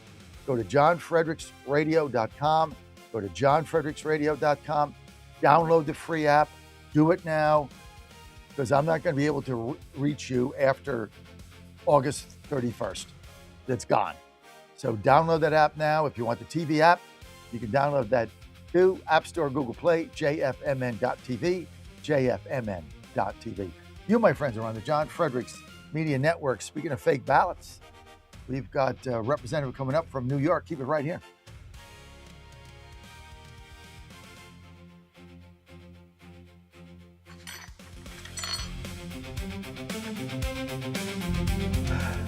Consider this. Most people want to have a good day every day. In order to do this, we must start our day with gratitude and keep an attitude of gratitude throughout the day. I offer you my recipe for having a great day and a joyful life. First, start each day being grateful that the Lord has given you another day to serve Him. Roll yourself out of bed, get on your knees, and say a morning prayer of thanksgiving. Ask the Lord to help you throughout the day to do whatever His will is for you. Next, thank God for the little things that make your day better. I thank Him immensely for my morning coffee and for my legs that allow me to take a morning walk. I pray for those who cannot walk because of age, injury, or disability. Throughout the rest of the day, I am grateful for the people God has placed in my life. I thank Him for those who love me, and I pray especially for those who do not love me. Find ways in your day to thank God continually and offer prayers for all those the good Lord has placed in your daily path. I'm Susie Kelly, and I am passionately Catholic. Wagering at its finest, playing at the highest levels, under the highest stakes for more than a decade. This is the world Past the Wire has conquered, bringing you uncompromised thoroughbred authority and elite track data that anchors the game. But the modern wagering landscape is expanding. Every sport, every line, every prop, and every high-leverage future, we decode the metrics across the entire board. From game day spreads to the explosive new frontier of prediction markets and event contracts, we give you intelligence to dominate the modern financial exchanges. Because in the end, it's a battle. You versus the house. You versus the other players. In this arena, we fight with you. We are your ultimate edge. Welcome to the Ultimate Wagering Network. Subscribe to Past the Wire TV and turn on notifications, because when the dust settles, Nobody does it better. Saturday morning, 6 on the radio, 11 on JFMN.TV. Now more than ever, it's imperative to support companies that share our conservative values. That's why I can't be more excited to tell you that I've switched my family to Patriot Mobile. Patriot Mobile is America's only Christian conservative wireless provider. When you switch to Patriot Mobile, you shift your support away from the leftist, woke, progressive agendas of Big Mobile. Patriot Mobile's wireless service works perfectly and seamlessly as you go about your lives with exceptional nationwide coverage that uses the same towers the main carriers use. Patriot Mobile donates a portion of every dollar earned to causes you care about, to organizations that fight for religious freedom, First and Second Amendments, sanctity of life, and the needs of veterans and first responders. Patriot Mobile has plans to fit any budget, along with great discounts for our veterans and first responder heroes, as well as multi-line users. Switching is easy. Just go to patriotmobile.com/Godzilla or call their U.S.-based customer service team, 972-PATRIOT. That's 972-728-7468. Use offer code Godzilla for free activation. And they're off. This summer, the Thunder returns to Colonial Downs Racetrack. Live thoroughbred racing June 25th through September 7th. Feel the excitement. Hear the roar of the crowd. Experience Virginia's premier horse racing destination every Thursday through Sunday all summer long. Bring the whole family for Family Fun Sundays, packed with activities for all ages. Parking? Free. General admission? Free. Memories? Priceless. Make Colonial Downs Racetrack your new summer fun time tradition. Get tickets and race day info now at colonialdowns.com. Washington is wasting $500 million every year on a federal supervision system that doesn't work. Probation officers are overwhelmed. Resources are going to people who pose zero threat, while actual dangerous individuals slip through the cracks. The Safer Supervision Act stops the waste and refocuses every dollar on protecting families from harm. President Trump's own pollster found about 80% of Trump voters want this fixed. It's time for Congress to get this done. Stop the waste. Protect our communities. Visit safersupervision.com. Paid for by the Reform Action Fund. You play to win the game. Hello? You play to win the game. You don't play to just play it. That's the great thing about sports. You play to win. And I don't care if you don't have any wins. You go play to win. When you start telling me it doesn't matter, then retire. Get out. Because it matters. Don't touch that dial. You've found your home of the truth. Do you solemnly swear to tell the truth, whole truth, and nothing but the truth? With the best analysis in America. You can't handle the truth. And now back to the John Fredericks Show. You're on the John Fredericks Media Network, and I am your Godzilla of the truth in America, your oracle of the deplorables. Thanks for being with us, as always. Great to have you with us, and great to see old ball coach there. We're waiting for Robert Ort. Hopefully, we'll see him in a couple of minutes. Meantime, I tell you what, you got only 2 more weeks of Colonial Downs racing today. It's on Thursday. It's on Friday, Friday, Saturday, and Sunday. We only got 2 more weeks now. We got an extra day on Monday, September 7th, Labor Day. So you want to check it out. If you're in the area, you definitely want to check out and go to my favorite place, Colonial Downs. Go to colonialdowns.com. That's colonialdowns.com. Live racing. Bring the family, bring the friends. Thursday, Friday, Saturday, and Sunday, post time 12:30 p.m., especially on Sunday. You bring the kids. It's so much fun when the kids go there. You're really going to enjoy it. I do all the time. So check this out. It's great for the family, great food, great fun, win money, have fun. Can't say enough fun things about it. Most beautiful racetrack in America, especially in the summer with the turf, the smells, everything is fabulous. Your family's going to love it. You get right up close to the horses. More information, go to colonialdowns.com. That's colonialdowns.com. And I tell you what, if you want to bring your family there, you get grandstand seats. They're very inexpensive. Just go to colonialdowns.com.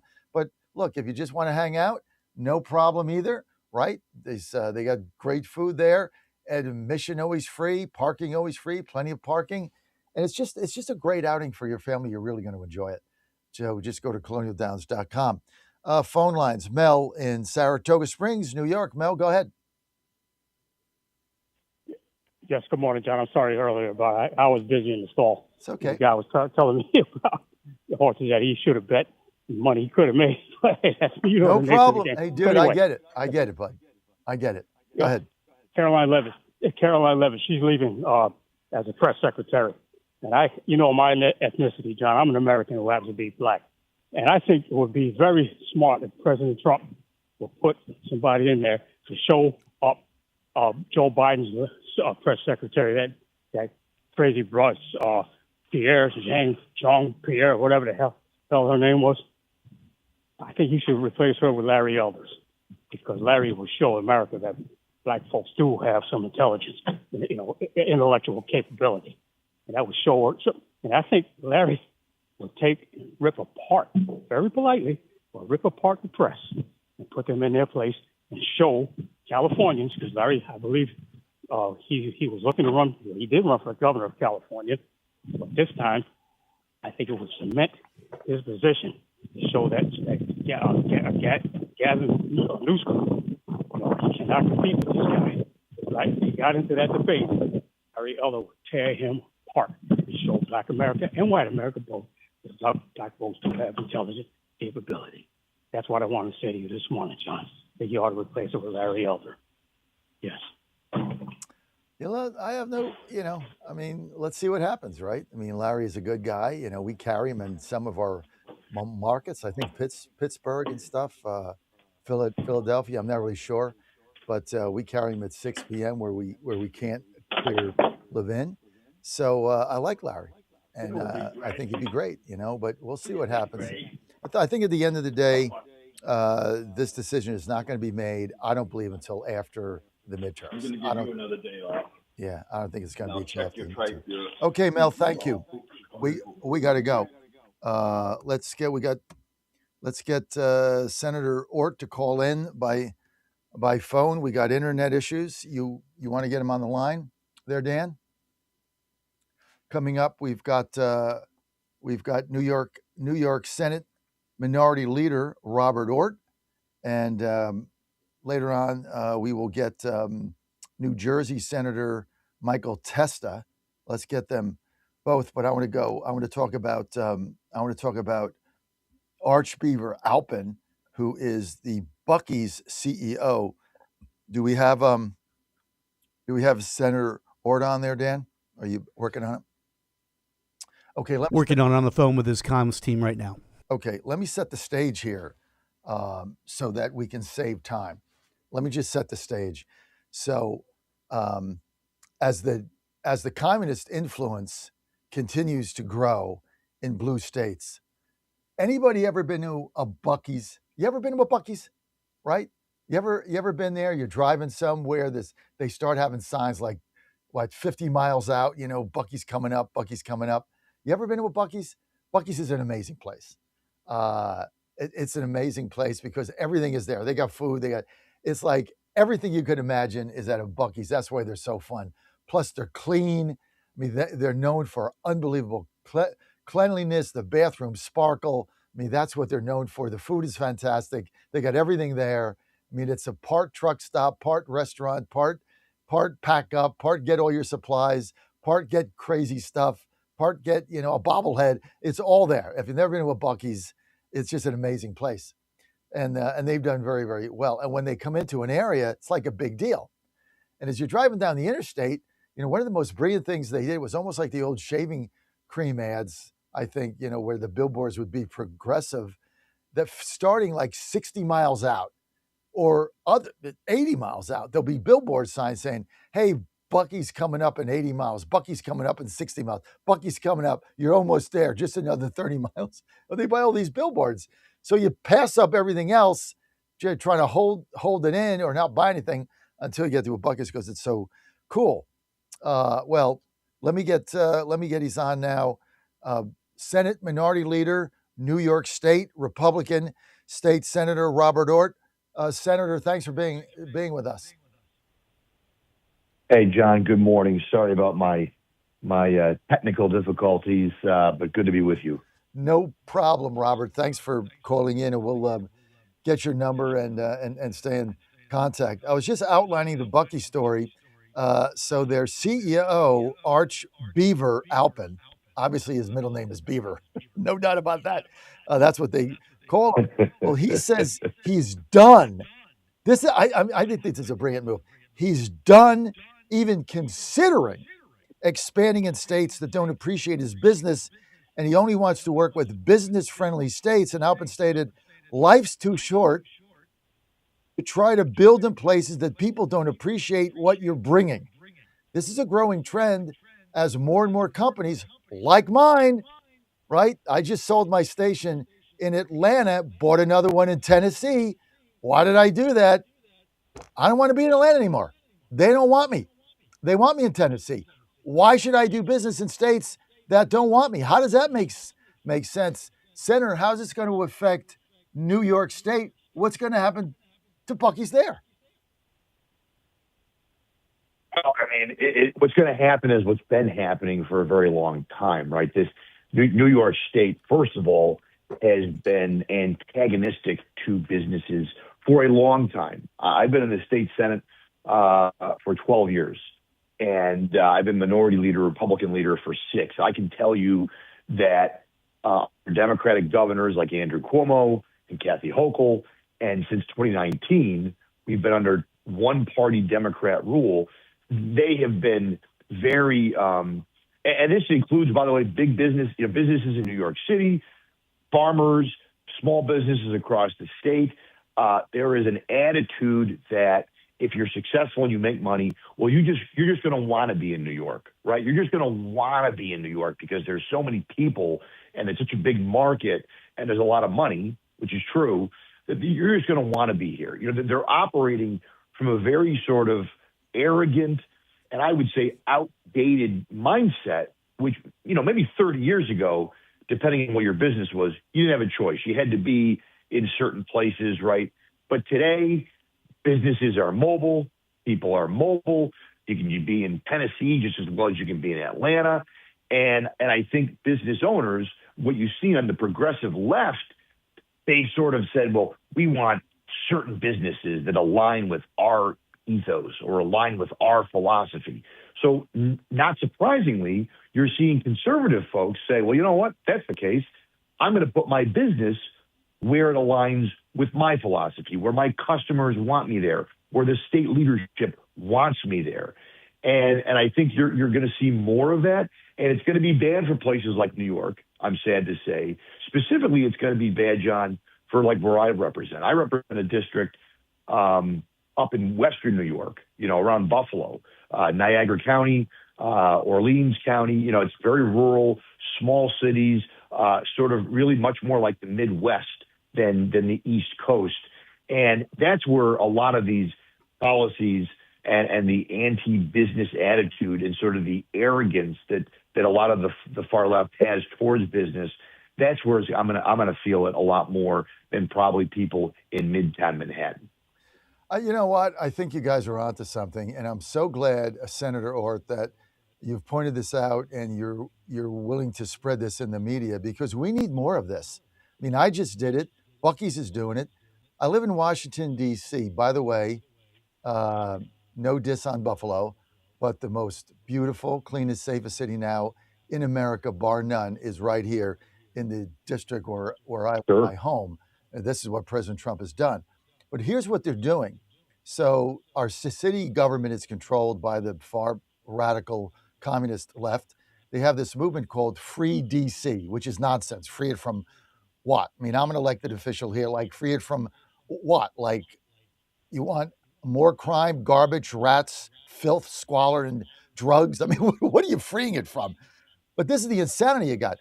So now what they're doing, this Free DC group, which is a communist front organization, is going to businesses with their sign, Free DC. And they're telling businesses here in the district, if you don't put the sign up in your window, we're going to tell everybody to not shop your store. We're going to boycott That's right. your store, whether it's a cleaners, whether it's Yep. a liquor store, whether it's, the store I go with the kiosk to bet the baseball game at MGM, whatever it may be, right? They're going to boycott it, the bodega. So it's like the mafia now. Now they're the mafia, right? You either put our Yes. sign in, Yes. or we're going to tell everybody to boycott your store. I mean, Republicans don't do this. No. Philosophically, there is something. Someone could do like a sociological study on this. This is very much something of the left, and I would say the new left, the more progressive left. Maybe it's younger generation. Maybe it's a product of social media for them. I don't know, but it is absolutely conservatives now. If a business maybe leans conservative or promotes certain things, maybe I would go there. But the truth is, I don't often think about what the political beliefs of the business owner. If I'm shopping somewhere or going somewhere, I'm concerned about the quality of food, the quality of the product. Do they treat me nicely?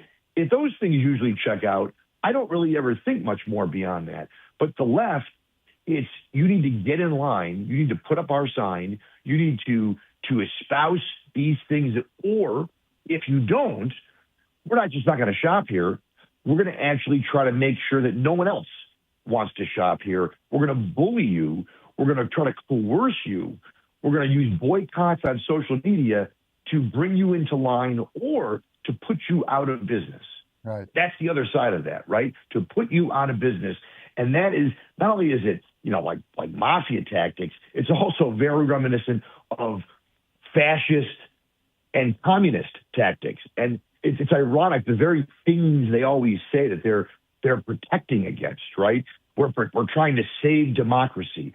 I always find it interesting when you're trying to save democracy by doing things that are very, very undemocratic or very, very unlike what we've had in this country for our 250 glorious years, which is to demand that businesses fall in line with your political philosophy or get the hell out. That is un-American, but that is absolutely what the radical left, which is now, I guess, the main left, the DSA, that's what you're seeing not only in D.C., but you're seeing it in a lot. And it really centers, I think, a little bit on President Trump, right? They just hate him so much that anybody, he's a president of the United States, 3 times elected, I would say, but certainly twice he served as president of the United States, 45, 47.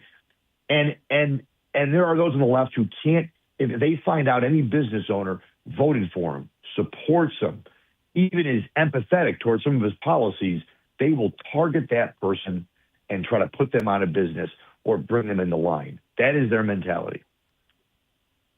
We're with Senator Robert Ort, state senator outside of Buffalo, minority leader, New York State Legislature Republican.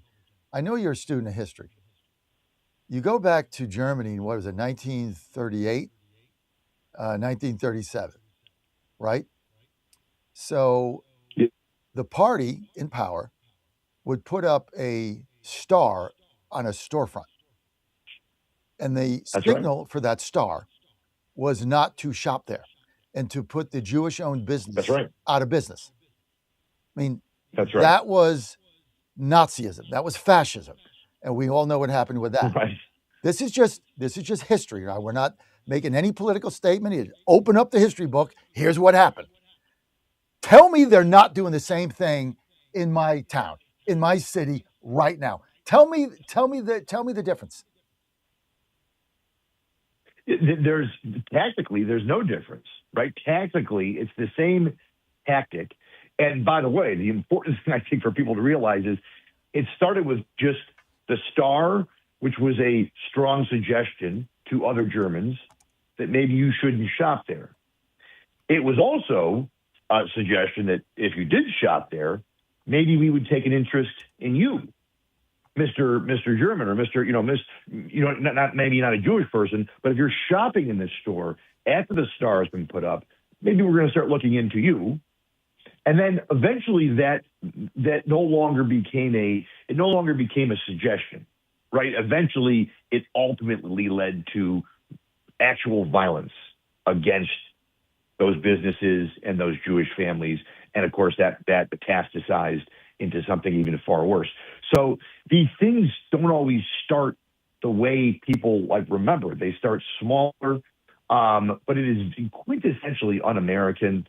But again, you're going to get a response. And so now you have conservative businesses who are going to say, well, look, I'm just going to go then somewhere where I'm not going to get these threats, where I'm not going to get, these sort of activist, progressive communist types who are going to come into my store and try to boycott me. I want to go to a state where I'm welcomed, where I can be successful, where I can live the American dream, and where I'm appreciated and where I'm not going to deal with this. And you tend to deal with this, unfortunately, in, New York City, Los Angeles, D.C., probably Baltimore. I'm sure any large city these days, there are these activist groups who are trying to chase out businesses, who are trying to destroy the America that you and I and so many other people love and fight for every day. And there's tactically zero difference to what you just talked about and what is going on in D.C. And keep in mind, when you told me D.C., safest, cleanest city in America, you and I both know that 5 years ago, 3 years ago, 4 years ago, nobody could have ever said that with a straight face. Nobody. The only reason that's the case is because of what President Trump has done in Washington, D.C. as president, with the National Guard, and, with in other ways. And when he's not president and if there's a Democratic president in the future, I have little doubt it will return to the state that it was for many, many decades of my lifetime. Senator Orton, you nailed it. I mean, when I first got here, I was here, Trump 1, Trump 2, Trump 1. I lived in Eastern Market, which is more towards the Capitol. But I went home on the weekends. We still had our home in Virginia. So I'd come up on Monday, go back on Friday. So you didn't really think about being a resident here, although you were here all week. When we came the second time in November 24, after Biden, this was the biggest crap hole you could imagine. And my wife was like, honey, I can't live here. You'll have to come back in the weekends. I'm going back to Pittsburgh. I cannot live here. This is the most disgusting thing I've ever seen. It's gotten worse. I'm out. See you on the weekends again. Okay, it is what it is. 18 months later, you know what she told me the other day? If another Republican wins, I could retire here. Now, how do you do that in 18 months? From I won't live here, I'm going home, see you on the weekends, to I could retire here if we get another Republican, knowing that if a Democrat wins, soon as the lease is up, we're gone, because it'll turn back into the squalor and the filth and the garbage and the tents and the needles and the drugs and the crime and the panhandlers and everything else they have in a New York minute. Speaking of New York, Senator, you guys are funding Mandami. You got he's holding Kathy Hochul hostage. She's a hostage of Mayor Mandami. What are you guys doing about it? The only thing we're going to be able to do about it is like Bruce Blakeman. I mean, that's the only thing. There's not some secret magic sauce. Democrats have strong majorities in the legislature that have been voted in by, and we can certainly we could spend a whole show talking about the various election laws that New York State has passed, that Democrats have passed, gerrymandering of congressional maps and things of that nature. But Bruce Blakeman is running for governor. He is the Nassau County executive, by the way, a county of 110,000 more Democrats, and he's won twice. This is the only way. Mamdani's not up for election, obviously, for several years in the city. So the only way to check the mayor and to check this far left. I mean, we had a DSA member, not Zoran Mamdani, but a fellow traveler, Emily Gallagher. You may have seen this. She's a member of the assembly. She literally said all what I'm going to say at a press conference. She basically said that people have in some cases, a biological need to steal, to shoplift, to take things. She was defending theft. I know you can look it up. This is the insanity. So Zoran Mamdani is the most high profile. Obviously, he's the mayor of New York City. And we could, again, spend a long time talking about him. But there are many others like him in the state legislature. And the fastest, most immediate way to check that here in New York is to elect Bruce Blakeman governor. He is really gaining momentum because Kathy Hochul is such a disaster. Do we have a shot? Does he have a shot there? And does he have a shot? Oh, yes, he does. Yes, he does, John. He has a very good shot, and people listening to your show should know we have a chance to elect a Republican governor here in New York. Listen, I'm out of time. I know you're busy. We were a little late getting you on. Is there any way you can stay through the break for a couple more minutes, or do you have to go? No, I'd be happy to. Great conversation. We're going to take calls, and I'm also going to, when you get back, I'm going to ask you what's going on with the Buffalo Bills Stadium and that debacle you got going out there where nobody can buy a ticket. Because I just put a press release out in D.C. demanding 10,000 tickets for $15 each for D.C. residents and their families per game, and now they're fighting me on that. So I want to get all your thoughts when I get back, and I like your bullish on Blakeman. Very nice. Okay, we're going to be right back here on the John Fredericks Media Network. Robert Orr's going to stay with us. WJFN W224EB 92.7 FM Chester, W299DB 107.7 Bon Air, 100.5 FM Goochland, and WJFB Portsmouth AM 1650. This hour from Town Hall, I'm Rich Thomason.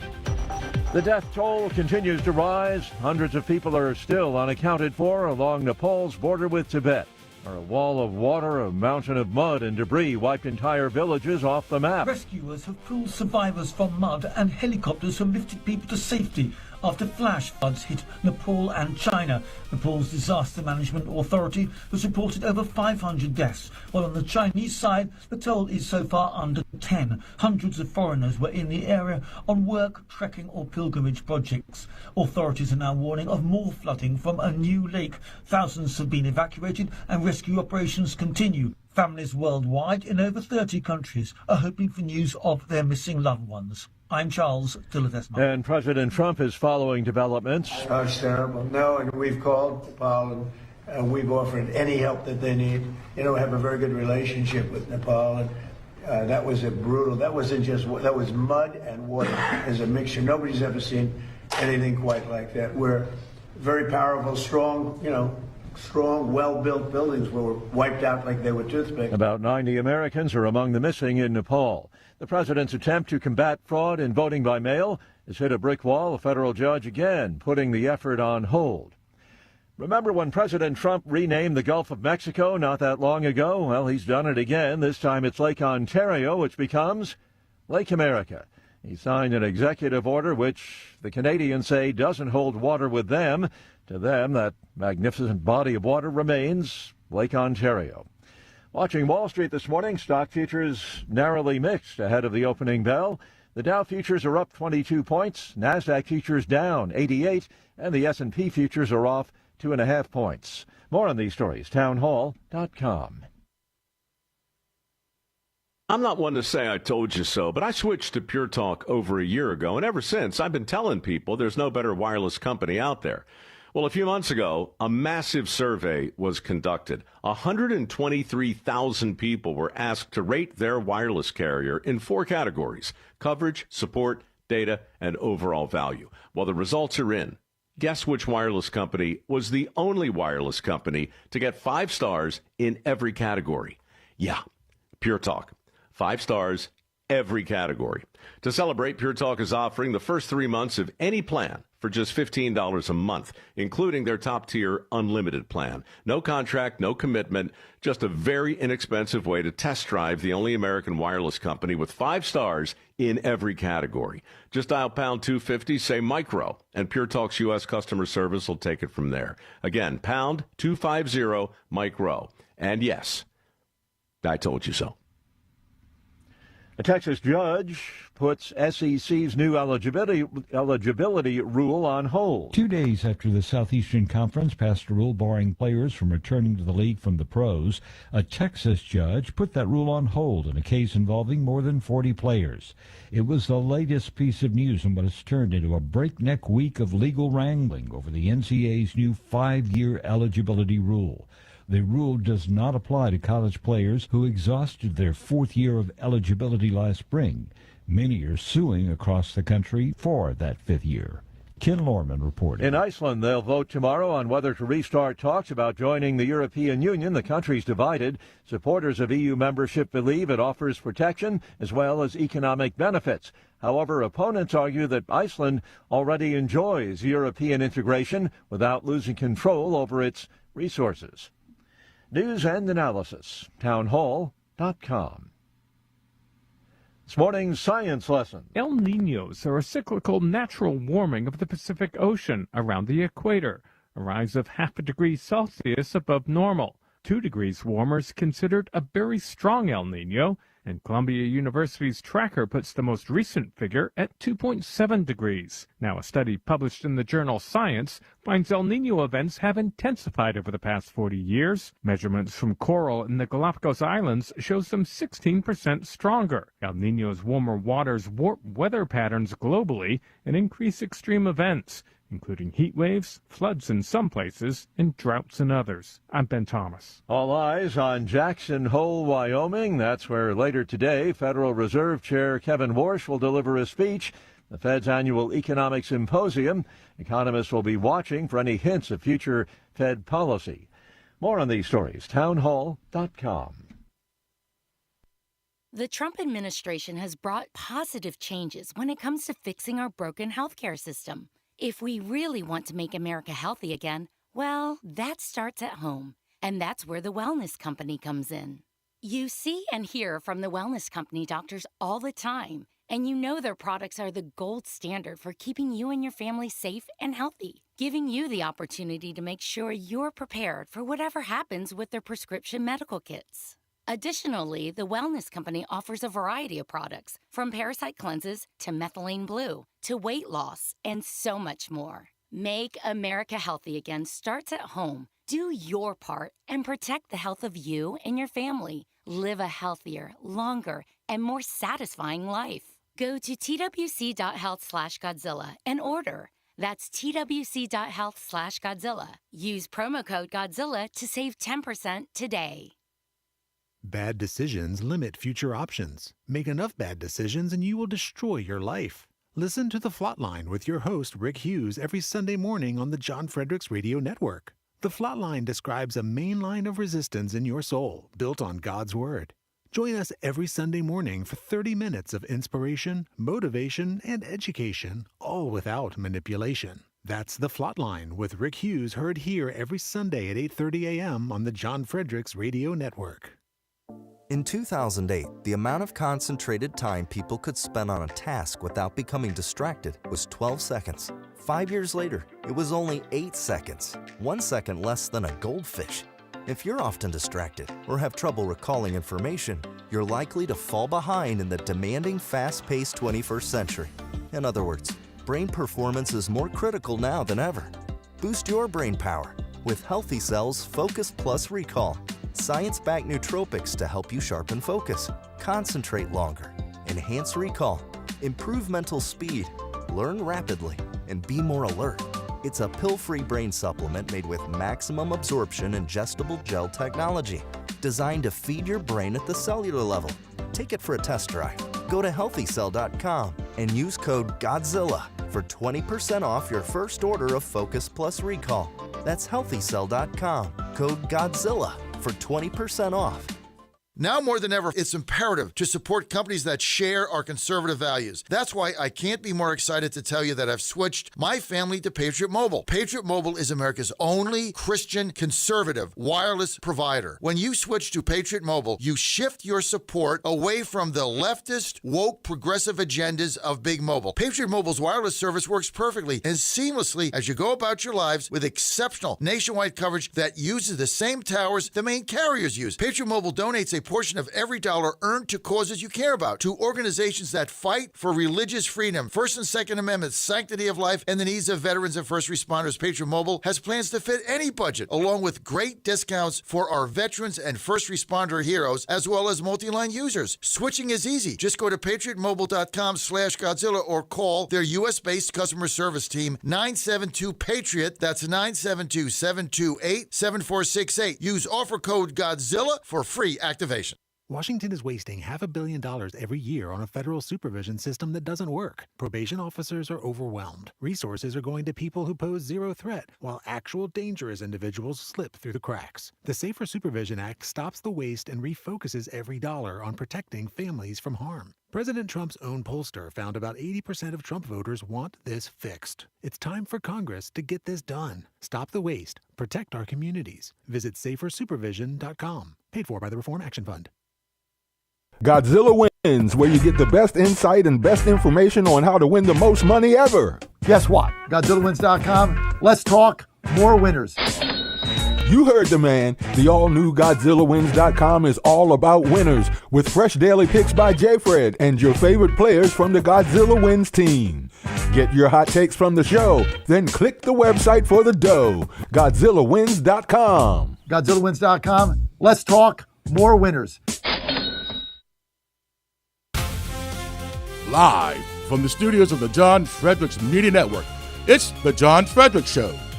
Grab yourself a cup of 1775 coffee, sit back, and get ready for the best 4 hours of talk in the universe. To be part of the show, just call our toll-free number, 888-480-5646.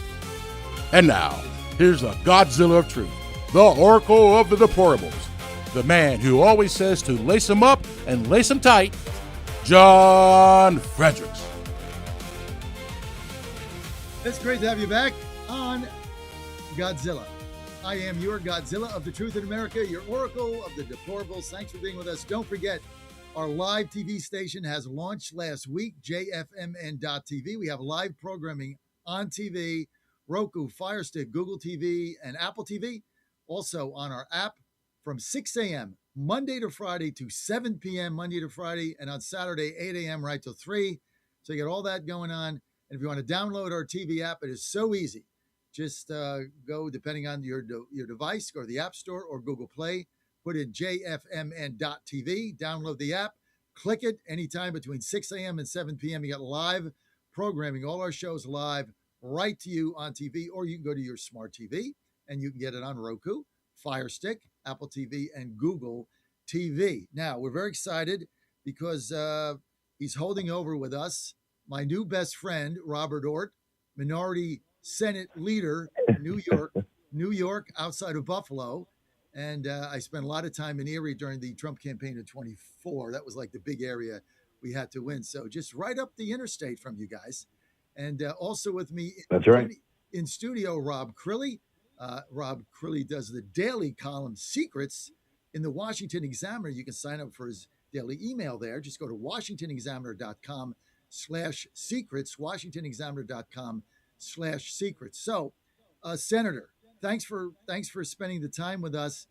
We got a couple other things I want to go over, but before I forget, I want to talk about your new stadium in Buffalo, because we got the same thing going on here with Washington, where basically it's for the elites, corporate suites of tens and $50,000 a pop.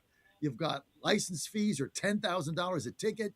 I mean, this thing is outrageous. It's supposed to be for the people. We're paying the taxes on it. And then your own stadium there has come under fire from your fans saying that it's not even fan friendly. And the seats that they buy, they can't even, they seats suck. What is going on?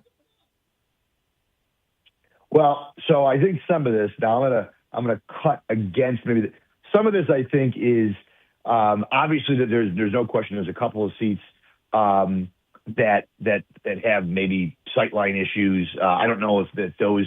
My understanding is everybody who bought a ticket was given like a virtual view of what they'd be looking at from their seat. Now, I don't own season tickets, so I don't know. I wasn't a part of that, so I don't know how accurate or inaccurate that was.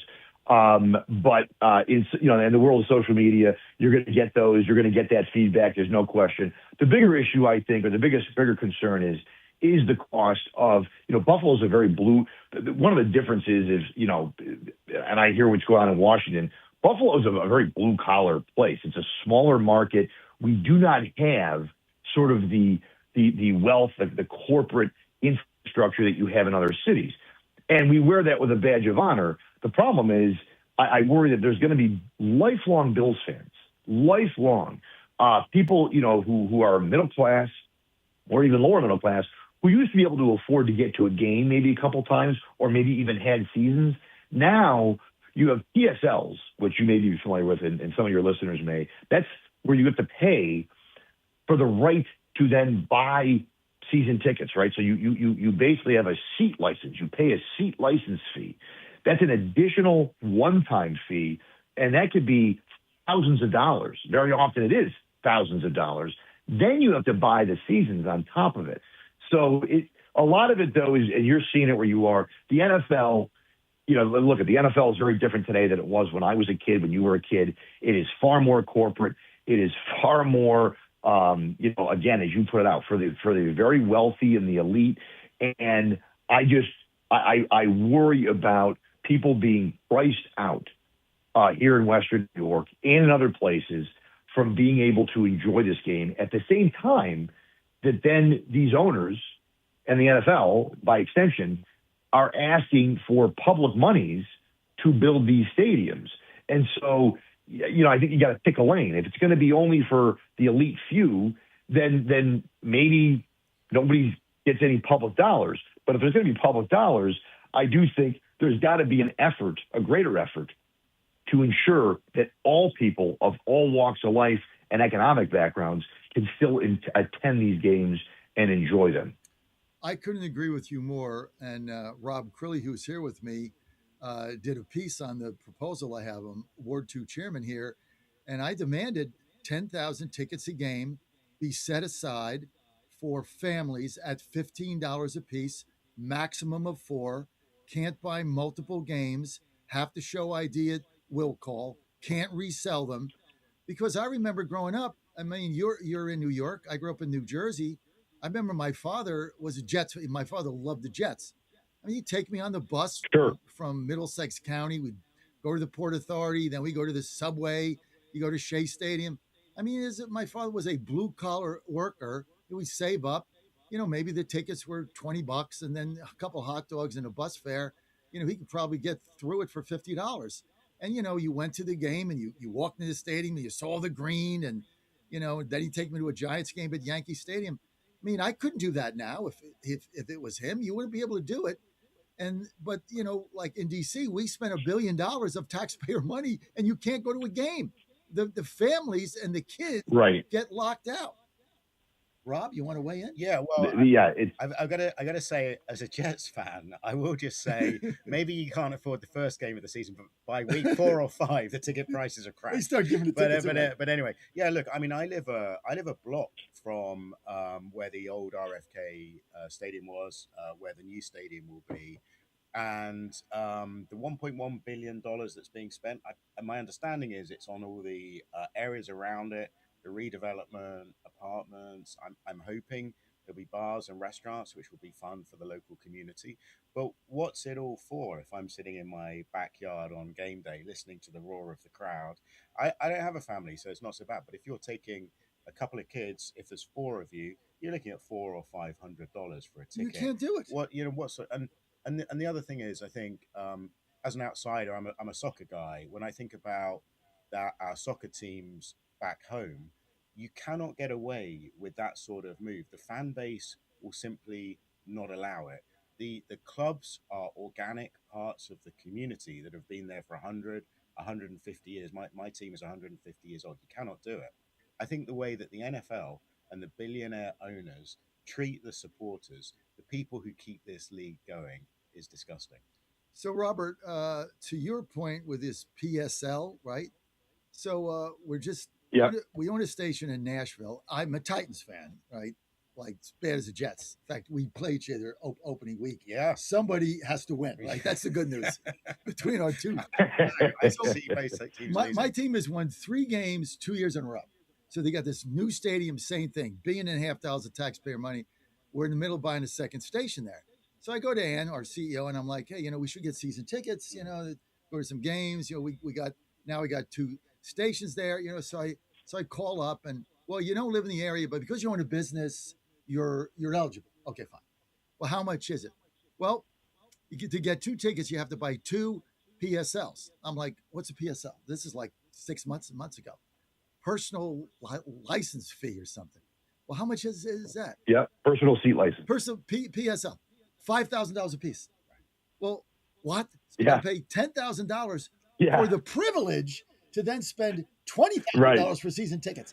Like, I can't afford that. Yeah. Like, who would do that? And you know what? That's the same price as the new private members club just around the corner. It's like joining a private club. So what are you going to do about that, Senator, in Buffalo? Well, I mean, the amazing thing is, what worries me is people, the stadium, the season tickets sold out, right? People spent this money, and I know this area. It's not like people, in my view, probably spent money they really didn't have, right? Because they want to be a part of this. The team is obviously good.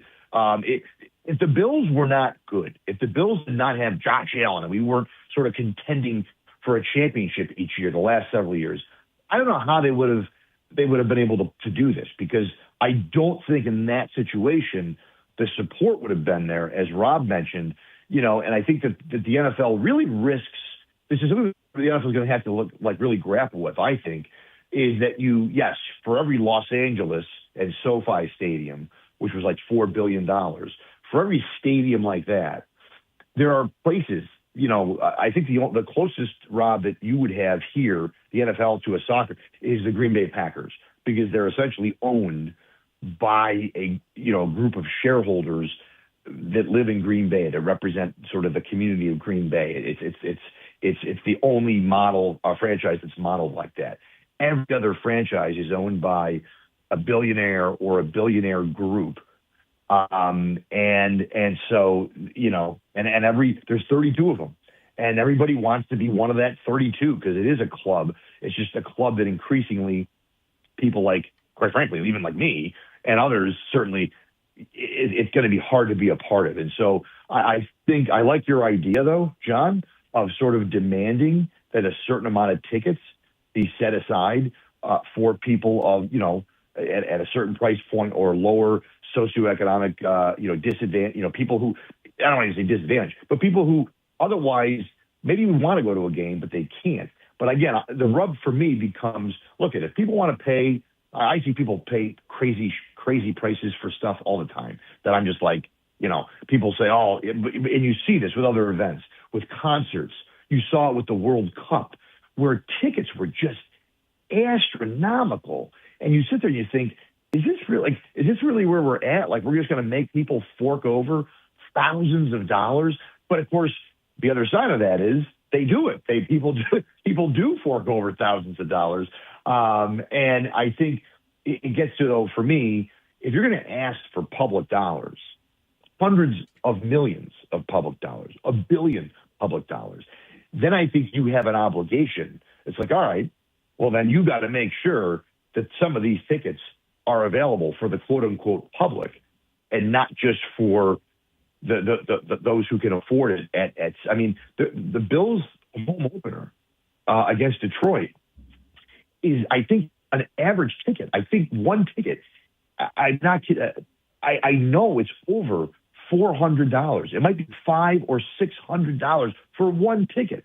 So if you were, now again, I think this is secondary market, I think, but if you wanted to take you and your son, you're going to drop $1,200 or so just to get in the door. Yes. And then on concessions, you're looking at like almost a vacation, almost, $1,500 or something for you and your child, let alone a family of four. That's going to be, I think, really hard. And I don't know if it's going to come down or not, John, but right now in Western New York and Buffalo, those are really high prices. And it does worry me about fans, blue-collar fans, being able to go and enjoy a team that they love. Especially when they're paying the taxes for it. I mean, my position here is 100%. We forked over $1.4 billion. So, I get pushback from some people. Well, this is basically, you're trying to dictate what a company does. They have a right to do whatever they want. It's private enterprise. Well, then give me my $1.4 billion back, and then you can do whatever the hell you want. It's not only that, we have to build the infrastructure, we have to build the roads, we have to build the pipes, we have to build the sewerage, we have to build all this stuff. Well, give me back my money. And then I don't care what the hell you do, and then go pay for your own infrastructure. Go pay for that. Meantime, the taxpayers are paying for all this stuff, and they get shafted. Yeah, and again, I think that becomes sort of the argument, because I think, yes, I like to think of myself as largely a free enterprise person, but if you're going to take hundreds of millions or billions of public dollars, I do think there should be some, at least, feeling of obligation to the broader public, right? So somebody paid for the stadium with their tax dollars, and then is told, if you want to go to that stadium, you got to fork over $1,000 or $600. That's sort of galling, and I think it rightfully is to a lot of people who do love to watch football and support their hometown team. So, yeah, exactly. I got Rob Crilly here. Give us a little insight before we have to go with you. You said you believe Blakeman can win. Give us a little insight as to why you say that. Senator Robert Ort with us. Yeah. Senate Minority Leader. So there was New York. There was a recent poll, John, done by the Siena Research Group. Now, this is through a public institution here at a college in New York. So it's basically funded by the state of New York. Siena is no friend. Most Republicans would tell you any Siena poll you can sort of distrust a little bit, because they're usually oversampled Democrats. It's usually sort of the party line poll. And this poll was put out and had Bruce down by 10 with a margin of error, I think, of 3% or so. And a couple months ago, he was down by 20. So he's cut that lead in half. But again, that's Siena's poll. If they have him down by 10, my suspicion is he is in the single digits, which is better than where Lee Zeldin was 4 years ago at the same time. Now, Lee Zeldin, he's a friend, he's a great guy, and he ran a terrific campaign, and I wish he was the governor today. But he lost by, I think, 4% or so, about 200,000 votes or whatever it was, 300,000 votes was the margin. It was the closest the Republican had run in New York in probably since George Pataki won. And with that being said, we're looking to obviously use that blueprint that Lee did, only this time close it out. Well, Bruce is polling ahead of where Lee was at the same time 4 years ago. So that tells me that he can win. Her negatives, I've seen polling in my area, other parts of this, her negatives, Kathy Hochul's negatives, are very high, very high.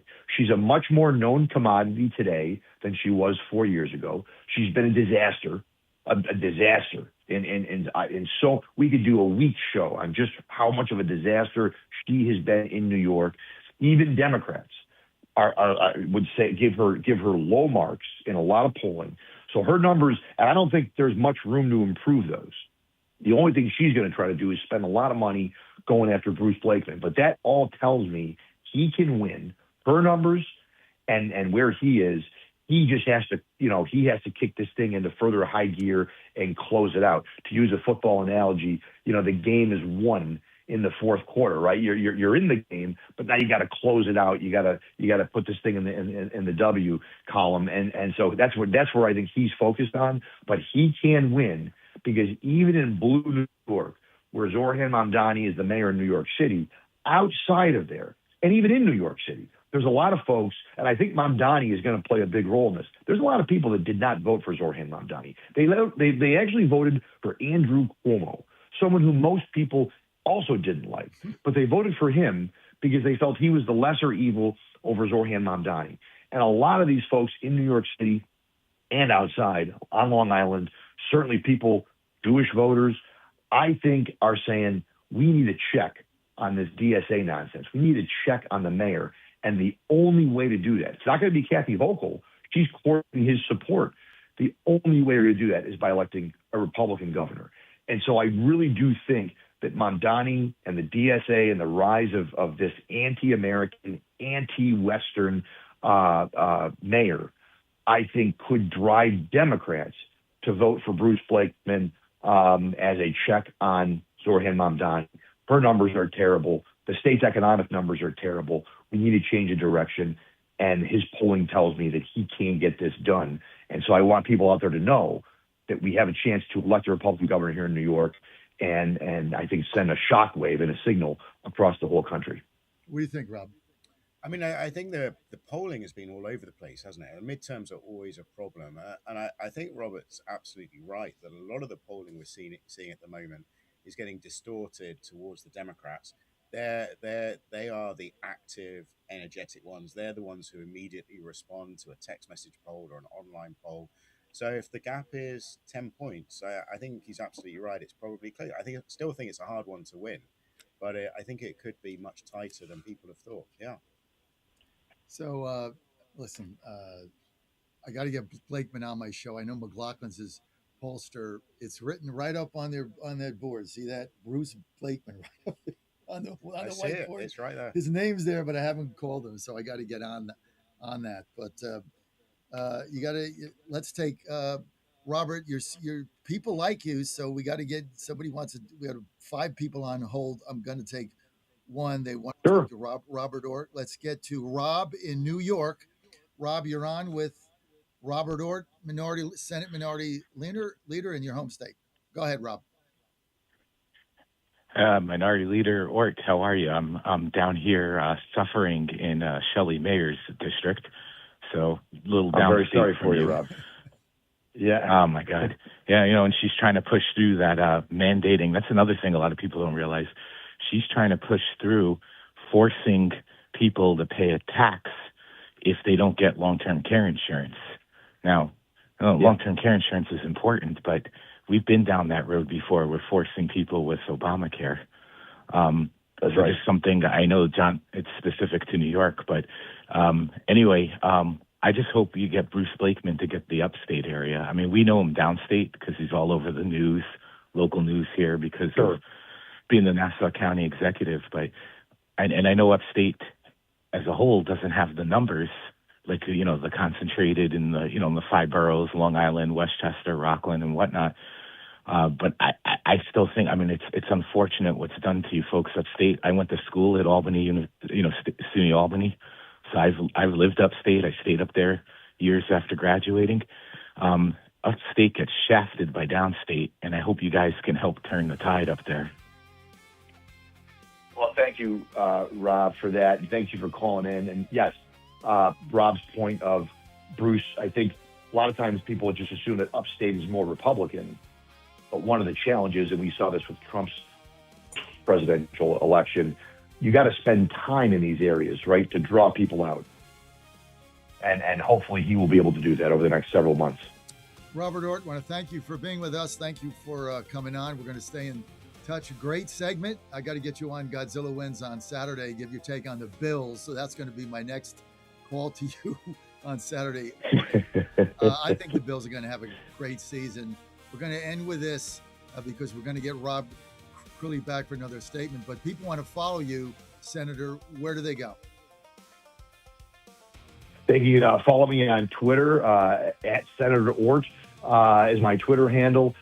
They can also follow me on Facebook with Senator Rob Ort. You'll find me on Facebook and Instagram. And I look forward to being back on your show, John. Whenever you want, you give me a call. I'll come back on. Yeah, it's going to be fun, but you got to make one pick. We're all going to make one pick, no line, straight up. Opening week, Nashville, Titans, Jets. Rob, what's your pick? It's got to be the Jets. I'm going to go with the Titans. Yeah, baby, let's they're go. They're wearing the old Houston Oilers uniforms. Let's I'm go. going Titans. At least we'll win one game. The over-under on the Titans, I can't believe the over-under on win total, 6.5. I mean, I looked at the schedule. I'm like, how the hell is this team going to win 7 games? Jets is 1. Okay. Raiders is maybe 2. That's it. Oh, my God. I don't know how the hell we're going to win 7 games. But I don't bet against my team. Bad juju. Never bet against your team. Agreed. Ever. Agreed. Mets are playing the Astros this week. They are. We got Jets. We got Mets. We got massive. We're on the opposite sides of all this stuff. Yeah. Robert, thanks for being with us. I am an Astros fan. Rob is a Thanks, guys. Atlas Mets fan. Mets and Jets. What at the bottom? It's the traditional combination. I mean, you can't get worse. Robert Orr, thanks for being with us. Rob Crilly, Chump. Thank you both. He's got lots to tell you about, lots to talk about. He's going to be taking your calls too, watching Saturday. When we get back, keep it right. Downs Racetrack. Live thoroughbred racing June 25th through September 7th. Feel the excitement. Hear the roar of the crowd. Experience Virginia's premier horse racing destination every Thursday through Sunday all summer long. Bring the whole family for Family Fun Sundays packed with activities for all ages. Parking free. General admission free. Memories priceless. Make Colonial Downs Racetrack your new summer fun time tradition. Get tickets and race day info now at colonialdowns.com. Hey folks, Al Green here for SatPhone. When you're on the go, you want to know you're connected. If it's a family vacation or an off-the-grid escape to a remote destination, having reliable communication helps you feel safe and secure. You can't afford to find yourself in a dead zone. That's why you need SatPhone. SatPhones are reliable, durable, and give you global coverage. If you can get outside, you can get in touch. It's that simple. Make calls from your SatPhone to any regular cell phone in the United States. The phones are $1,500 value, but you can get yours free. Just sign up for a 15-month plan, $94.95 a month. Get 150 minutes monthly that roll to the next month. Go 3 months without using them, that's fine. Yes, 3 months, 450 minutes, all yours. Visit SAT123.com or call 855-980-5830. SAT123.com, 855-980-5830. Get surety and security with your SatPhone. Call now. MyPillow's second annual mega sale is finally here. Get our patented premium MyPillows that adjust your exact individual needs to give you the best sleep of your life. When I got MyPillow, I'm asleep almost immediately. I stay asleep at night and I wake up more well-rested in the morning. I guarantee they're going to be the most comfortable pillows you'll ever own. King size only $24.98. Queen size only $19.98. Giza Dream bed sheets, the best sheets in history, as low as $29.98. Lux Pierce 6-piece towel sets, towels that actually dry you. What a concept. Now only $39.98. And our made in the USA mattresses and mattress toppers as low as $99.98. So go to mypillow.com or call the number on your screen. Use your promo code to take advantage of our second annual mega sale. Plus, free shipping options available when you order today. So don't delay, order now.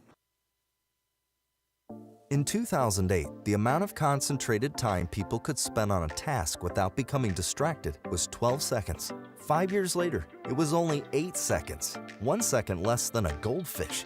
If you're often distracted or have trouble recalling information, you're likely to fall behind in the demanding, fast-paced 21st century.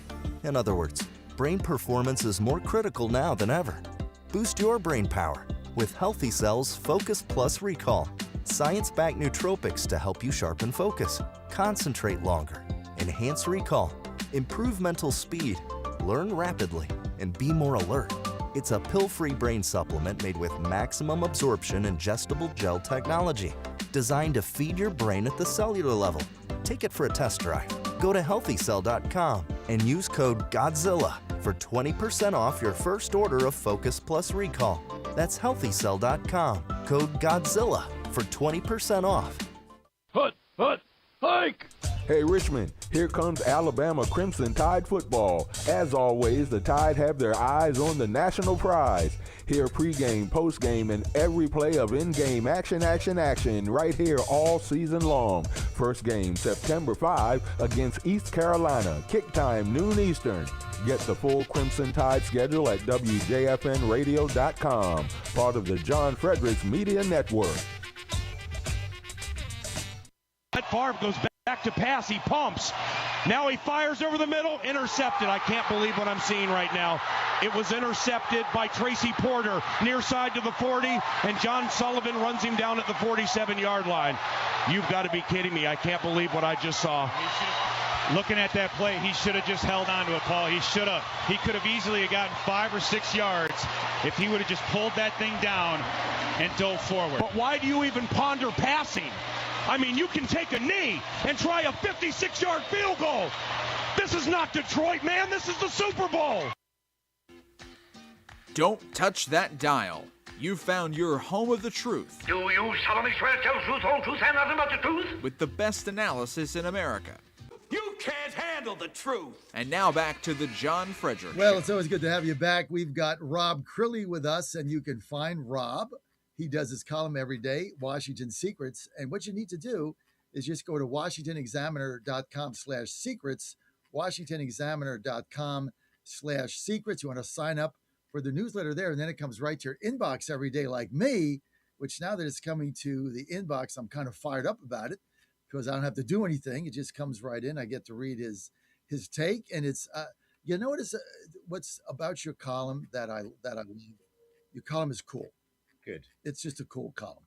And it's a nice breezy read because, you get so much heavy stuff and you get so much negativity and you have it's a fun column. That's what it's supposed to be. Like, we all get the playbooks and the they're so boring. And they're important. Yeah, And you feel like you have to read them. This, I want you to want to read it and have some fun. So that's the idea. And I'm glad you're enjoying it. Oh, I definitely enjoy it. I always look forward to it because it is fun and it's cool. And you give insight.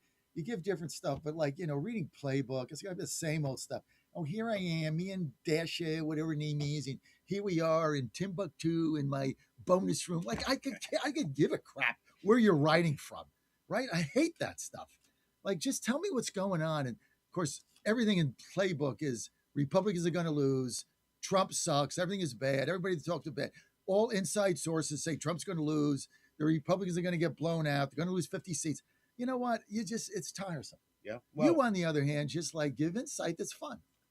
Look, I'm not going to knock my competitors. Yeah, do it. But they suck. But when when I came up with the idea for this newsletter, I was looking at them thinking, there's enough of that in the market. Let's do something different. So that's the idea. Does it always work? I don't know. It's hard coming up with fun ideas every day, but that's the aim: to make it fun, to make it breezy. And I like that you say that it's cool. I appreciate. It's cool. That's the way. Somebody asked me the other day about it because I told them, hey, go get Secrets. What do you like about the article? I like it's cool.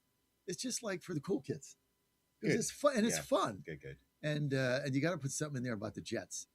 That you got to figure it out. Well, when we win that opening day fixture, I'm going to wipe the smile off your face. Let me tell you that.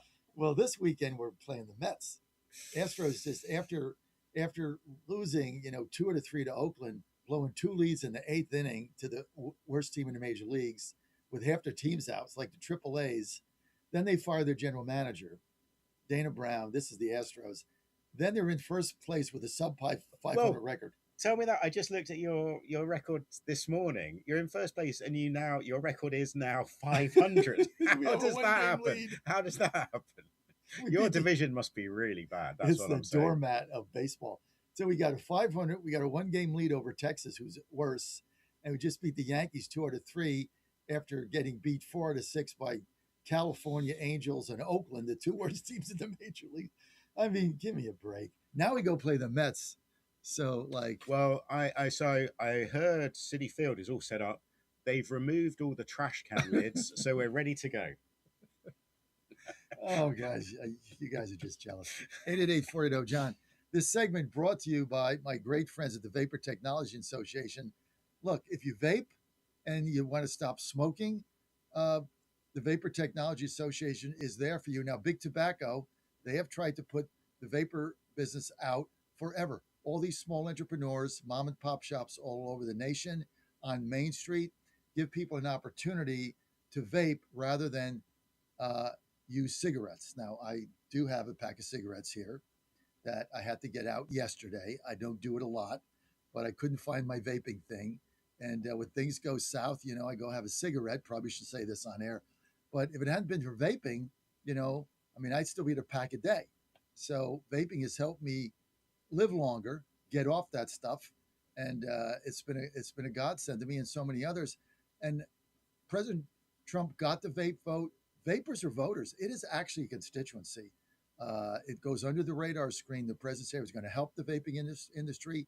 We want to continue to hold his feet to the fire to do that, so that those that vape and those that own vape shops have the same opportunity to be successful as Big Tobacco that rolls up with their, $30,000 Rolex watches and their $15,000 Armani suits.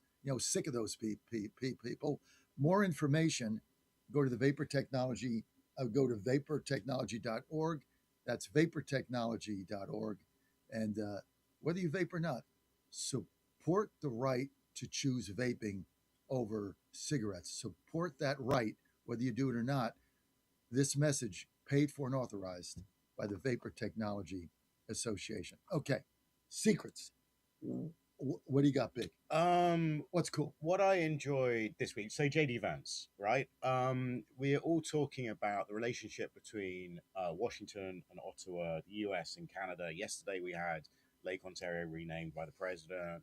They're obviously at loggerheads over trade. Now, it turns out JD Vance was working a secret back channel to try and smooth things over and try and get a deal done. And last week, you remember there was a brief breakthrough. The president delayed the imposition of tariffs by a few days to allow the talks to play out. Well, JD Vance celebrated that. He was at a private event in New York.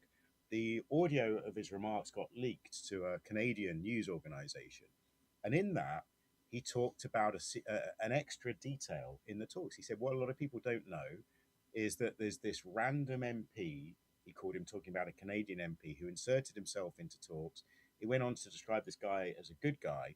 And it turns out, if you look it up, it's a guy called Ghislaine Giovanni, who is not just some random Conservative MP from Canada. He actually went to Yale Law School with JD Vance, where they became fast friends. And Giovanni has written about their relationship before. He said they were at a cheese and wine evening, would you believe? And he was looking at this platter of cheeses, none of which he recognized.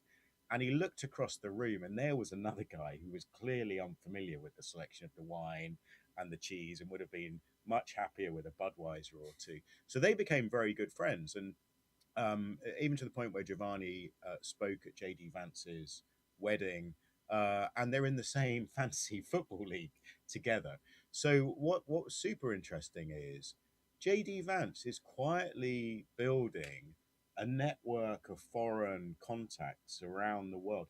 We think of him as a domestic policy guy, almost like President Trump's prime minister, or when you have Marco Rubio handling the foreign side of stuff, JD Vance is talking about waste, fraud, and abuse, the matters that are issues at home. But actually, he's got this friend in Ottawa who was helping massage some back channels. He was close to the former British Foreign Secretary Lammy, who's now out of government but still an influential figure in the British Labour Party, who are in government. We know that he's got links to the ADP in Germany. So he's quietly building up this network. And it was one of these hidden aspects of talks with Canada that I just thought was super interesting. Now, the vice president's office didn't want to talk to me. Giovanni himself. I mean, it's a little embarrassing. The problem for him as a Conservative MP is that he was in a way helping the Labour government in Canada, slightly awkward. But even more problematic is that in his remarks, J.D. Vance rather slagged off the Conservative leader in Canada, Pierre Poilievre, as essentially insignificant. And meanwhile, he's talking to one of his lowly MPs. So nobody really wanted to talk about this, but I just thought super interesting that J.D. Vance was quietly working this back channel to try and smooth over relations. And the bigger picture from what I can glean from what you're saying in your secrets column, the bigger picture is he wants to build his foreign network portfolio because obviously there is a likely run between him and Marco Rubio, and he doesn't want to, and La Savita too, doesn't want to cede that entire space to Rubio. Yeah, and I think would you say that's accurate? I think it's definitely true that J.D. Vance wants to burnish his foreign credentials. You know, he handled the Iran portfolio, which was seen at one stage as a success with the deal that was made in Pakistan, but I think has maybe unraveled a little bit. I actually now don't think it's going to come down to a run between J.D. Vance and Marco Rubio. Why? I think what we've seen in the past couple of weeks, we've seen President Trump rather saying that J.D. Vance is the chosen one. If Rubio wants to run, he can change all of that. But I think ultimately it's now J.D. Vance's if he wants it. I think all the speculation, all the fun we've had over the past 6 months watching how well Marco Rubio has done with his brief. We've seen no moves whatsoever by Marco Rubio to try and cash in on that. Now, there's two ways of reading that. One is that the smart move is not to show your hand. Donald Trump doesn't like you jockeying in that way. But the other interpretation is he's not that interested. And the other piece I would add to this is we know that J.D. Vance is headlining a MAGA Inc. event next week in Michigan. So is this just a MAGA Inc. fundraising event, or is this the soft launch for Donald Trump's super PAC to say they're all in behind J.D. Vance? Well, it's run by La Savita, who's his general consultant, Chris La Savita. So I don't think there's any doubt. They've also hired Carolyn Levitt, who can now work from home in New Hampshire in order to do that, as she did during the campaign. Remember, she started with MAGA Inc. before she went. She started with MAGA Inc., and then she went as she was spokesman there. And I used to get her on my show as just a MAGA Inc. spokesman. Then she went to the campaign, became the campaign press secretary for the campaign, and then obviously, the great story on her from there. But I think your insight here, this is why you need to read Secrets, WashingtonExaminer.com/secrets, sign up. That's insight that no one else has. And I think you've nailed it. The MAGA Inc. in Michigan, President Trump now saying very nice things about him. No moves from Rubio, none whatsoever. Nothing. Now you go to Dallas, okay? Trump's going to be there both days. Trump is got a speech Wednesday and a speech Thursday. Speech Thursday, obviously the keynote, that's going to close the convention out. But who's got the keynote Wednesday? Vance, right? So you got so it showcased, and I don't want to, again, you cannot overlook what happened in South Carolina. Right. This, everybody that says, oh, Trump lost the Jews, Republicans are mad, and they, MAGA's falling apart. I mean, they went into South Carolina and they elected a neophyte that had no business being a U.S. senator, that can't answer basic questions, has no knowledge, was really embarrassing at that debate. They spent $1.5 million against somebody that was going to vote with them 99.9% of the time. Mm-hmm. And and people that were voting for her that came out didn't even know who she was. They didn't care. All they know is Trump wanted me to get out and help him out. And they came out in massive numbers in a fourth tier primary, right? Mm. With voter fatigue. Yeah. And what put her over the top was R1 and R2 voters, which is the people that we got to get out in the midterms. So President Trump went there. If you looked at her pluralities, because I was there covering it live in Myrtle Beach in Horry County, I mean, she won Horry County by 20,000 votes. She won Myrtle Beach 8-1. Like, who the hell does that? Yeah. He got his voters out. Yeah. And if he does it there, now the big question is, can he do it in these swing states? Yeah, I mean, the pollsters I talk to will tell you this all comes down to mid-propensity voters. These are the people you ask them on a scale of 1 to 10, how likely are you to vote in the midterms? And they're around the 4 to 7 sort of mark. They're the people who will vote when Donald Trump is on the ballot. But will they vote for some congressman or woman they don't really know, or a new candidate that they frankly never heard of? And I think last week we saw some moves to suggest the Republicans were struggling worse than we thought.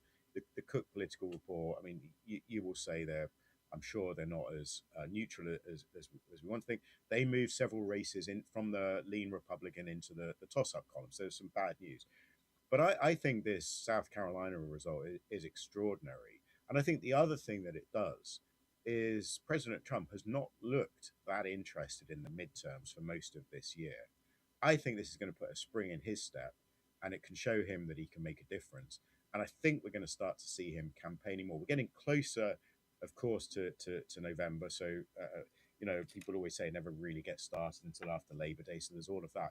But I think this shows him that he can be a winner if he gets out there, even with his approval ratings, absolutely, at rock bottom. But I think it's going to give him that lift. And I think we're going to see more of President Trump now. And as you say, it's all going to, a couple of weeks' time, we're all going to be in Dallas. And I think he enjoys those conventions. Suddenly he had a whale of a time in, where were we, Milwaukee a couple of years ago. This is all going to be him. I think we're going to hear a lot of Suspicious Minds. We're going to hear a lot of Elvis and all those tracks he loves. And I'm looking, I mean, there'll be no Hulk Hogan, of course, but I'm wondering what those other breakout moments are going to be, those things that are going to become the viral clips and the must-see. And I do pick up some worries among Republicans that they don't know where some of that other stardust is going to come from. But there's no doubt that President Trump is going to put himself at the center of all of this. Well, that's why you're having the Dallas convention. Yeah. And if you really look at this, and then I'm going to get to Anthony here from Florida. Anthony, I'll get right to you. If you really look at this, the purpose of the Dallas convention is to showcase the president, what he's done, and get him back on the trail. And so, yes, he's not been focused on the midterms. He's been focused on electing in primaries his preferred candidates. Well, now those primaries are over, except I think we got New Hampshire September. Who cares? Sununu's going to win that big. So, and Sununu could actually win. Now he's going to focus on the midterms. I mean, the vision is get out of this convention, have the spirit you had, come out of Milwaukee, hit the road, rally after rally after rally after rally, never come home, do the rallies, get the vote out, start spending the MAGA Inc. money, start getting the phone banking going, do the teletown halls, do all the stuff he's done. And I think when he starts to do that, things are going to turn. And this is why I'm still optimistic that the Republicans are going to win the midterms. I think I'm the only body in the media saying that. I think they're going to win the House. Well, good luck with that. Yeah. I would take your money if you want to have that bet. No, I don't do Kalshi for obvious reasons, but same with you. Yeah. But I just think we're going to win. I think we're going to hold the House by 1 or 2. Okay. And I think we're going to actually expand in the Senate. So I'm more bullish than anybody. So we'll see what happens, because I think the polls are fake. And I think this DSA thing is going to blow up in their face. Well, you said last week Ralph Norman was going to win. So you may want to be careful with your predictions. That's true. I did as well, though. So, I did say it was going to win, and I was wrong. So you can't win them all. I am saying the Titans, though, are going to beat the Jets, and the Astros will beat the Mets 2 out of 3. All right, let's get to Anthony in Florida. Anthony, you're on with John and Rob, the Jets fan. Yeah. Good morning. Good morning. Go. I'll try to be nice and preppy and fun. Okay. For you, John. So Yep. not be so dour. Okay. I'll stay coloring book, nice and fun. Okay. The representative you had on, you took Rob instead of me, because I actually lived in this guy's district. Well, then you got wait, stop. You got to tell that to Dan, because I got 2 callers, Rob in New York and Anthony in Florida. So you should have told Dan to put in the Chiron there that Anthony lived in his district, and now would have taken the call. I can only go by what Dan puts on. So I got a New York caller and I got a Florida caller. So I took the New York caller because that's what's written down in my chat. So your quarrels with Dan, not me. But go ahead. Okay. Thank you. Hey, my fault. But as a former person that lived in that district, that's the main reason why I don't live in New York anymore, because, the minority leader, he's in a perfect position. He doesn't have to do anything. And the GOP in that area is they're pure wimps. If you really want to know the beat, the heart of whether or not that candidate for governor is going to win, this is my suggestion, the AM radio station is AM 930. And the top guy at the Chiron on the thing is he's a Medal of Honor winner, named David Bellavia. Bit of a rhino from my point of view, but he has a better idea, and he has his pulse on the Erie County Republicans, which are full of rhinos and wimps, if you're listening there. But that's and Green Bay is in Buffalo right now because members of my family was out there waving their Buffalo flags as their buses came through the town. So Green Bay is in Buffalo right now. And I noticed he did not answer your question about the tickets. He flubbed and danced and jumped all over the place, but he did not answer your question. Like, hey, what are you going to do about those tickets? What are you going to do about the regular people that have to pay all the money for those seats and tickets? He didn't answer the question. So this is the reason why I dislike politicians and the media. Not you. You're John. You're cool with me. But sorry to your buddy sitting next to you. You DC press and politicians can't stand you. Don't trust you. There's a reason why I live in the free state of Florida with John's daughter, who is probably as happy as a clam. He's a Jets fan. Show him some. Oh, that makes it worse. Can you imagine? Yeah, dude. Can you imagine getting up every day and you root for the Jets and the Mets? I mean, it's like, why don't you just put toothpicks in your head? But it makes the wins. Well, he is British, so he's a Jets fan, so he is British. So what are you going to do? Can you imagine if the Jets go into Nashville and the Titans open 0-1 and get beat at home by and they get beat by the Jets with their former coach Robert Salah? I mean, talk about embarrassing. Geno Smith, baby, he's the answer. Could you imagine getting Geno Smith? Yeah, it'd be like 42. It'd be like a football player that missed a bad goal. They wouldn't be allowed back in the state. You know what? I'm still mad at you because you abandoned the Sabres and now you root for the Lightning, whatever the hell they are. Sabres are good, dude. Tampa Bay Lightning. They're a good team. I think the Sabres are going to. The Sabres? Every hockey year, I have a pick, a shock pick, and I'm almost always right. Last year was Montreal. Beginning of the season, I said, "This is not your father's Canadians. This team is going to make the playoffs and go deep." I was right. Won a lot of money on them. This year, Sabres, good young team, got some veterans. Love what they've done in the front office. They got to win more games at home, like the old days. They do that. Sabres are going to be tough. All right, Anthony, I got to go. Rob's got to go. He's got to get back to work. This is his fun hour. It really is. John Fredericks Media Network. George Allen, former governor of Virginia, former U.S. Senator, Virginia Gang, Saxman. He's chomping at the bit. They're all coming up on the Virginia Gang. Keep it right here on the John Fredericks Media Network. To respond Friday after the flooding killed more than 470 people and left more than 1,500 missing. I'm Charles Tulivesma. President Trump's effort to prevent fraud in voting by mail has been put on hold. A federal judge is again blocking President Trump's executive order on mail ballots from being implemented, this time for 2 weeks. It comes about a week before the first ballots are due to be sent out for November's midterm elections. The Trump administration's formal rule effectively says the Postal Service will not deliver mail ballots unless states provide a list of voters who should receive them and format the envelopes in a particular way. The case could be appealed back to the Supreme Court just days after the justices handed down a procedural decision allowing the administration to move ahead. I'm Ben Thomas. Jurors in the Lindsay Clancy murder trial due to resume deliberation shortly. Clancy, the Massachusetts mother, charged with first-degree murder and the strangulation deaths of her 3 young children. She claims to have suffered postpartum psychosis.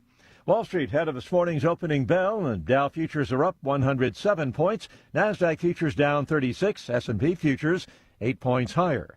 More on these stories, townhall.com. Hey, y'all, I'm Willie Robertson. And I'm Corey Robertson. We partnered with Echo. It's a new platform, not just streaming. Movies and series that are safe for your family. I love a podcast. Plus, Echo Daily Devotionals. Echo. Hey, Willie, what is Echo? Echo is my pet squirrel. Okay, Echo is not just faith-friendly, it is faith-driven. Be a part of something better. Echo. Echo. It's where I want to be. That's EKKL.com. Subscribe now. Hi, Rhett Rasmussen of BestHotGrill.com. Step up your grilling game with our Solaire portable infrared grills. Our compact everywhere is a favorite of RVers and trailer pullers. Solaire infrared provides the quick sear for bar marks and texture needed to properly finish sous vide. Use a portable alongside your larger conventional grill to create an instant sear zone and more juicy and flavorful food. Learn more at BestHotGrill.com. Affordable, powerful, portable infrared grills at BestHotGrill.com. Norway's got a brand new king. Crown Prince Haakon has ascended to the throne following the death of his father, King Harald V. His daughter becomes Crown Princess Ingrid Alexandra and heir to the throne. The role of Norwegian monarch is largely symbolic, as the power lies within an elected parliament. But the country's royal family retains celebrity and a role in promoting the wealthy nation across the world. The 53-year-old Haakon's tasks will include stabilizing the Scandinavian country's monarchy and the royal family's popularity after his wife's past contacts with the sex offender Jeffrey Epstein and his stepson's sexual assault conviction. Bernie Bennett reporting. Congo government figures show that the fastest-growing Ebola outbreak in history has spread to 2 new health zones in eastern Congo. The outbreak has recorded 5,794 confirmed cases, including 2,786 deaths, as it spreads at an unprecedented speed in Congo.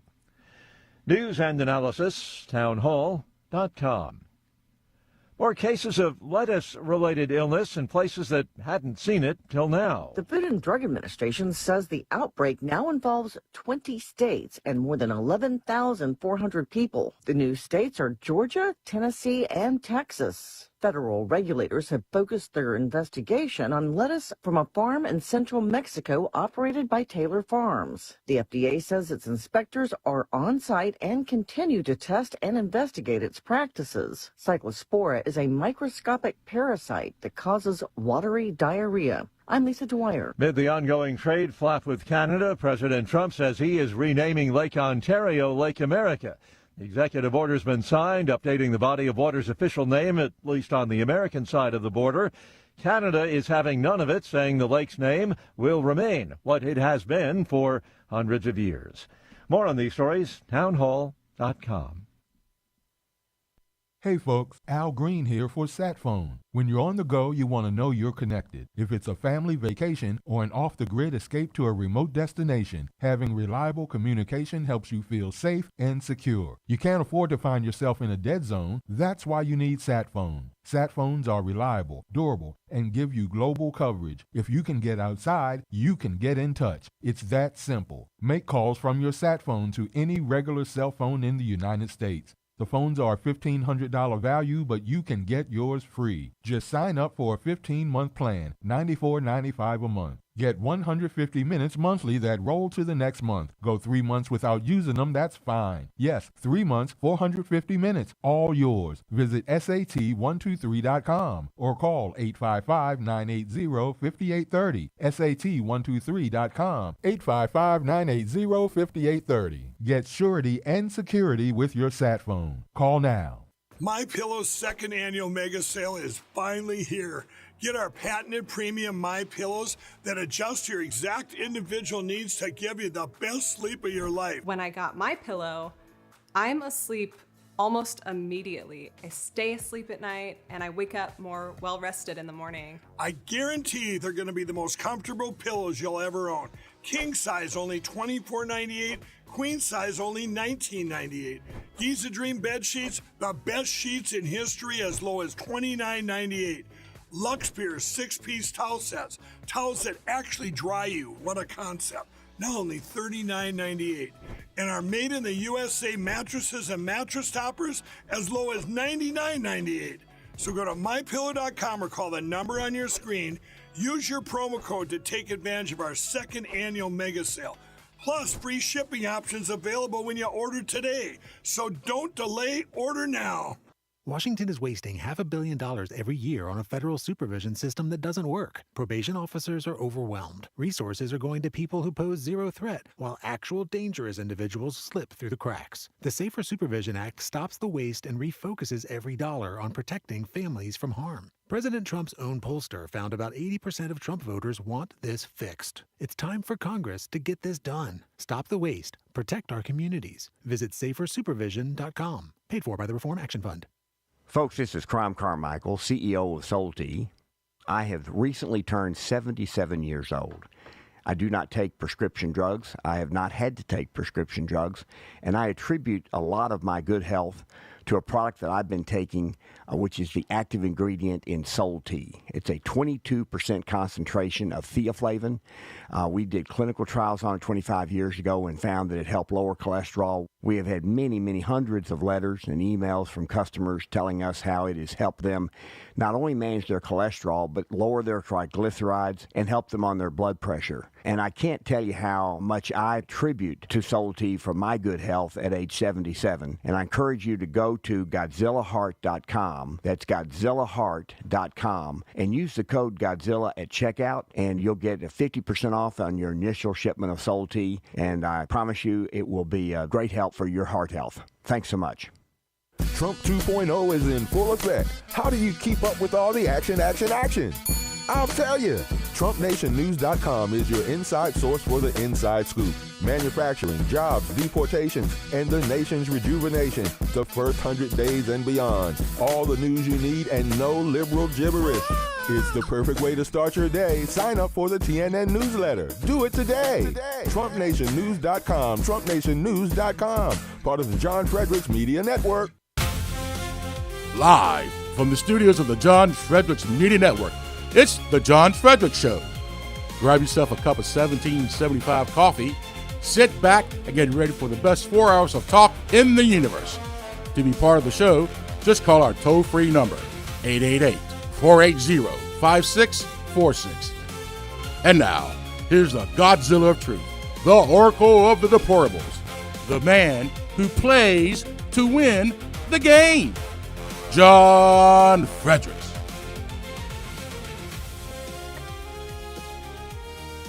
Well, you're on the John Fredericks Media Network and all the John Fredericks radio apps, and I am your Godzilla of the Truth in America, Virginia gang coming up. Great to have you guys with us today. We've got the gangs all here. Hey, we got Chap Peterson is here. We got Joe Morrissey. We got Jim Hobgood. Wow. Well, we got everybody. We got George Allen. We got Saxman. Wow, it must be, and now they want topics. Morrissey wants topics. Joe, we don't need no stinking topics. This is the Virginia gang. It's like whatever happens, whatever comes up. I don't give a rundown to anybody. There's no rundowns here. Dan, let me ask you something. Do I look like I have a plan, Dan? Do I look like I have a plan? Oh, my goodness. Do I really look like a guy with a plan? Morrissey wants topics. What is this, the Holiday Inn? Virginia gang coming up. But first, Saxman, this is for you, baby. Chris Saxman and I will love our medical emergency kit. Now, very seriously, you and your family, if something happens, you get sick.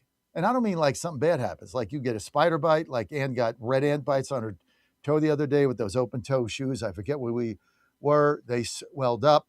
I had our medical kit with us, opened it up, looked it up in the book, right? It was there in the guide book, took the antibiotics. 1 day, gone. Otherwise, it would have been like a week. Got to go to a stock in the box, spend $400. Instead, it was right here in my medical emergency kit. If you get one of these viruses that are going around with a diarrhea, we've got the antidote right here. You get a flu, you get a cold, you get a virus, you got Z-Pak, hydroxychloroquine, ivermectin. Everything is right in here. All the antibiotics that you need. And if you or your family feel sick and you have your medical emergency kit with you, you can get better immediately instead of having to wait days, go to the emergency room or go to your doctor, especially when you're traveling or something like that. And that's why I never get sick, because I have my medical emergency kit. I have 3 of them. One is on the bus, one is in my permanent bag, which travels with me wherever I go, and one is right here at the home and office. So get your medical emergency kit today. This is the best thing that you can do for you and your family. And Chris Saxman, best testament to this, him and his wife, Michelle, lovely lady. They were out traveling. They were in the Caribbean. She got sick. He didn't have his medical emergency kit. He had to spend $500. She was sick for 3 days.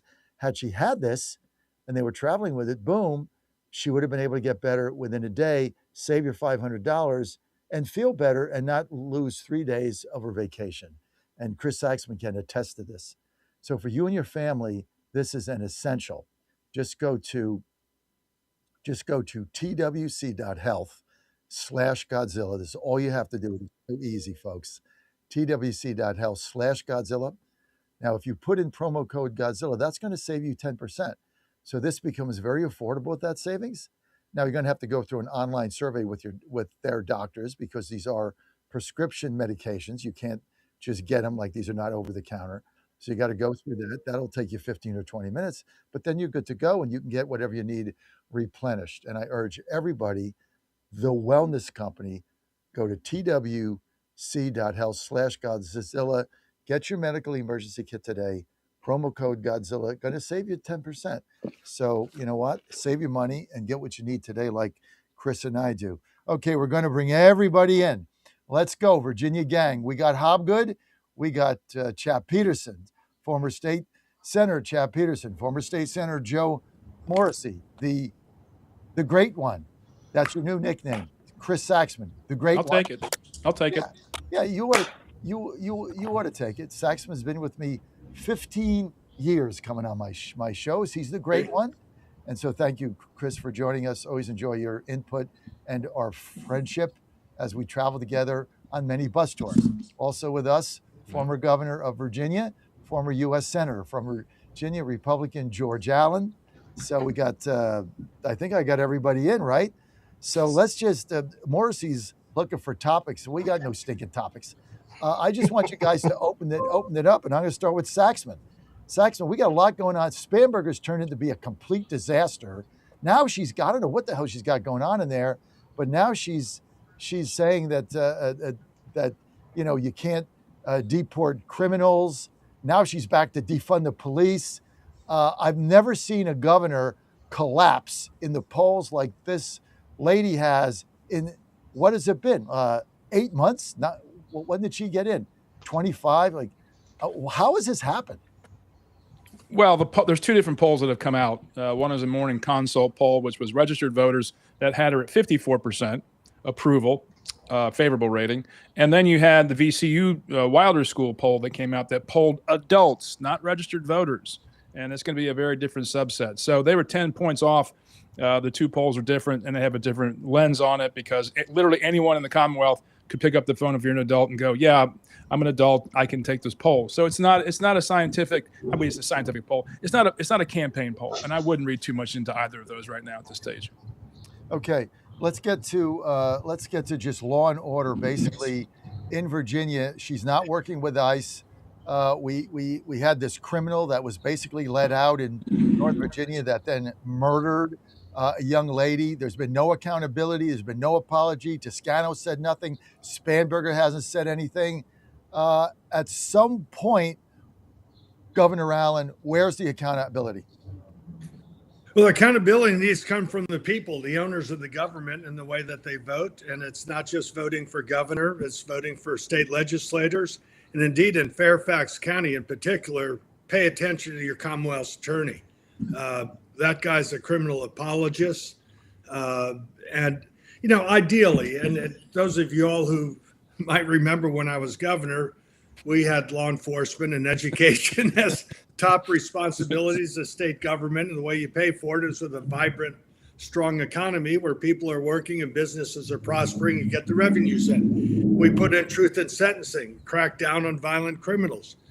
And we ended up, after years of this in truth in sentencing, with amongst the lowest violent crime rates of any state in the country. The only ones that are even close are places like Vermont and Maine, which are hardly similar to Virginia. But unfortunately, the Democrats leading in Virginia these days is not Chap Peterson and it's not anyone on this call, but ideally as a governor, you would want to work that you have state and local law enforcement working with federal agents, with ICE, to make your community safe. That's just logical. That's just common sense. And we would work that way when I was governor on say, gun crimes, because the federal laws for people illegally possessing firearms was a tougher sentence. So you'd have that cooperation. You had that cooperation with Jason Miyares when he was Attorney General.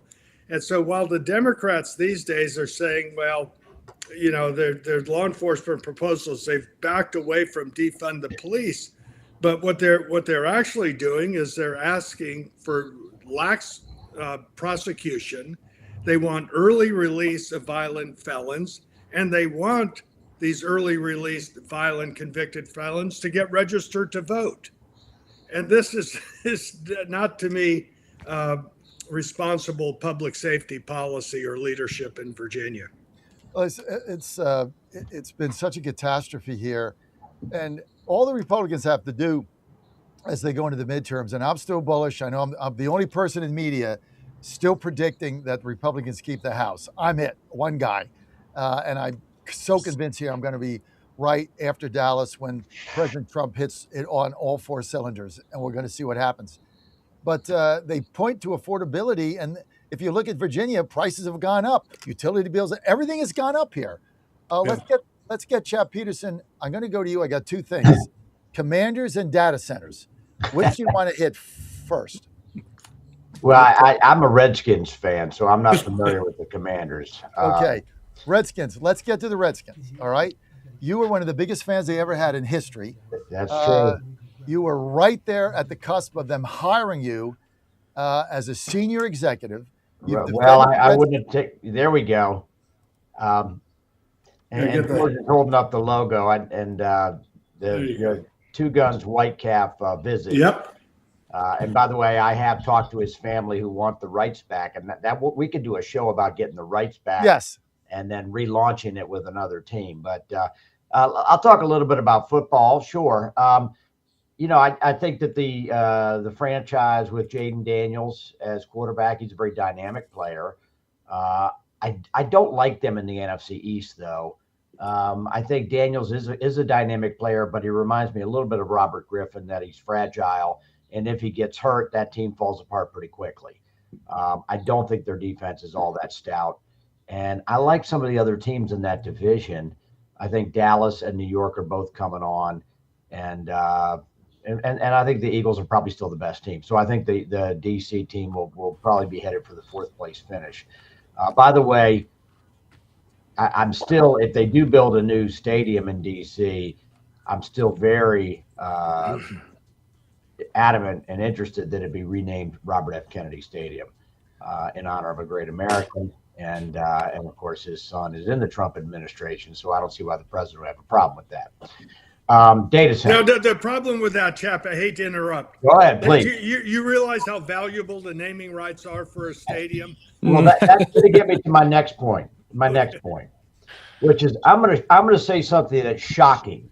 And Chris, you may need to cover your ears because this is going to blow your mind. Money is not everything.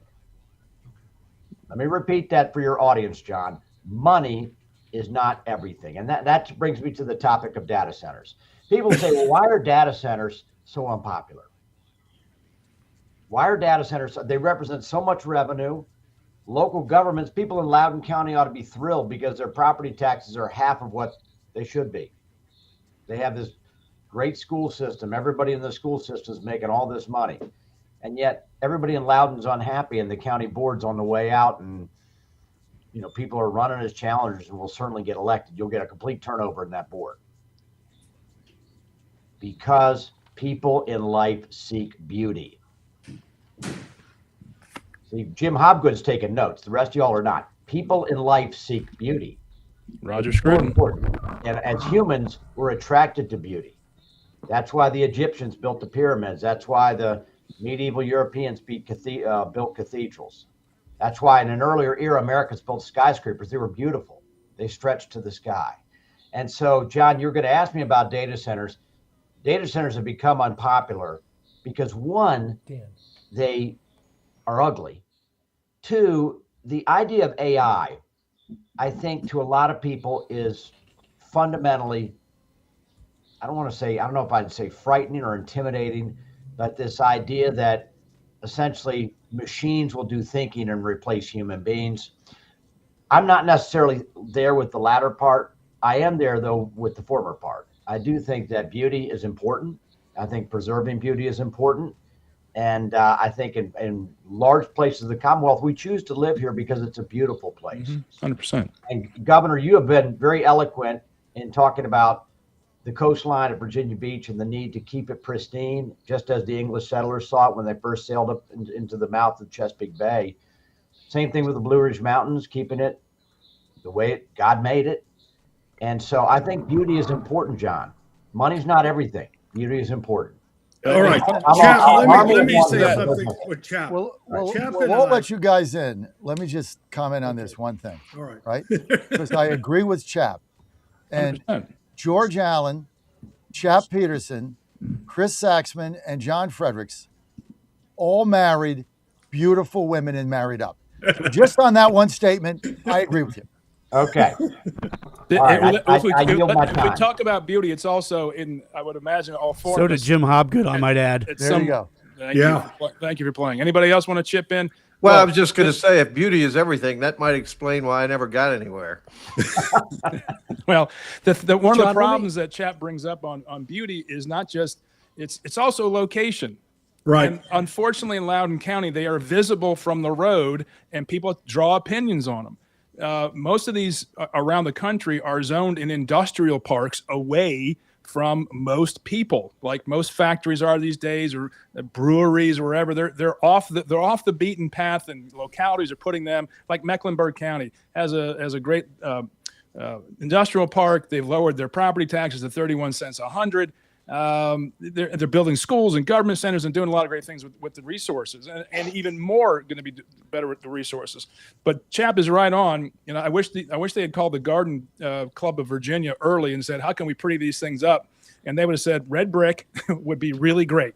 Put in some white columns a la Thomas Jefferson, and people would have gone, that's not so bad. Or at least put some magnolias in front of it, or some boxwoods or whatever. Down in North Carolina, they made the cell towers look like pine trees. So maybe that's what they should have done. Well, they have that around Mount Vernon too. Yeah.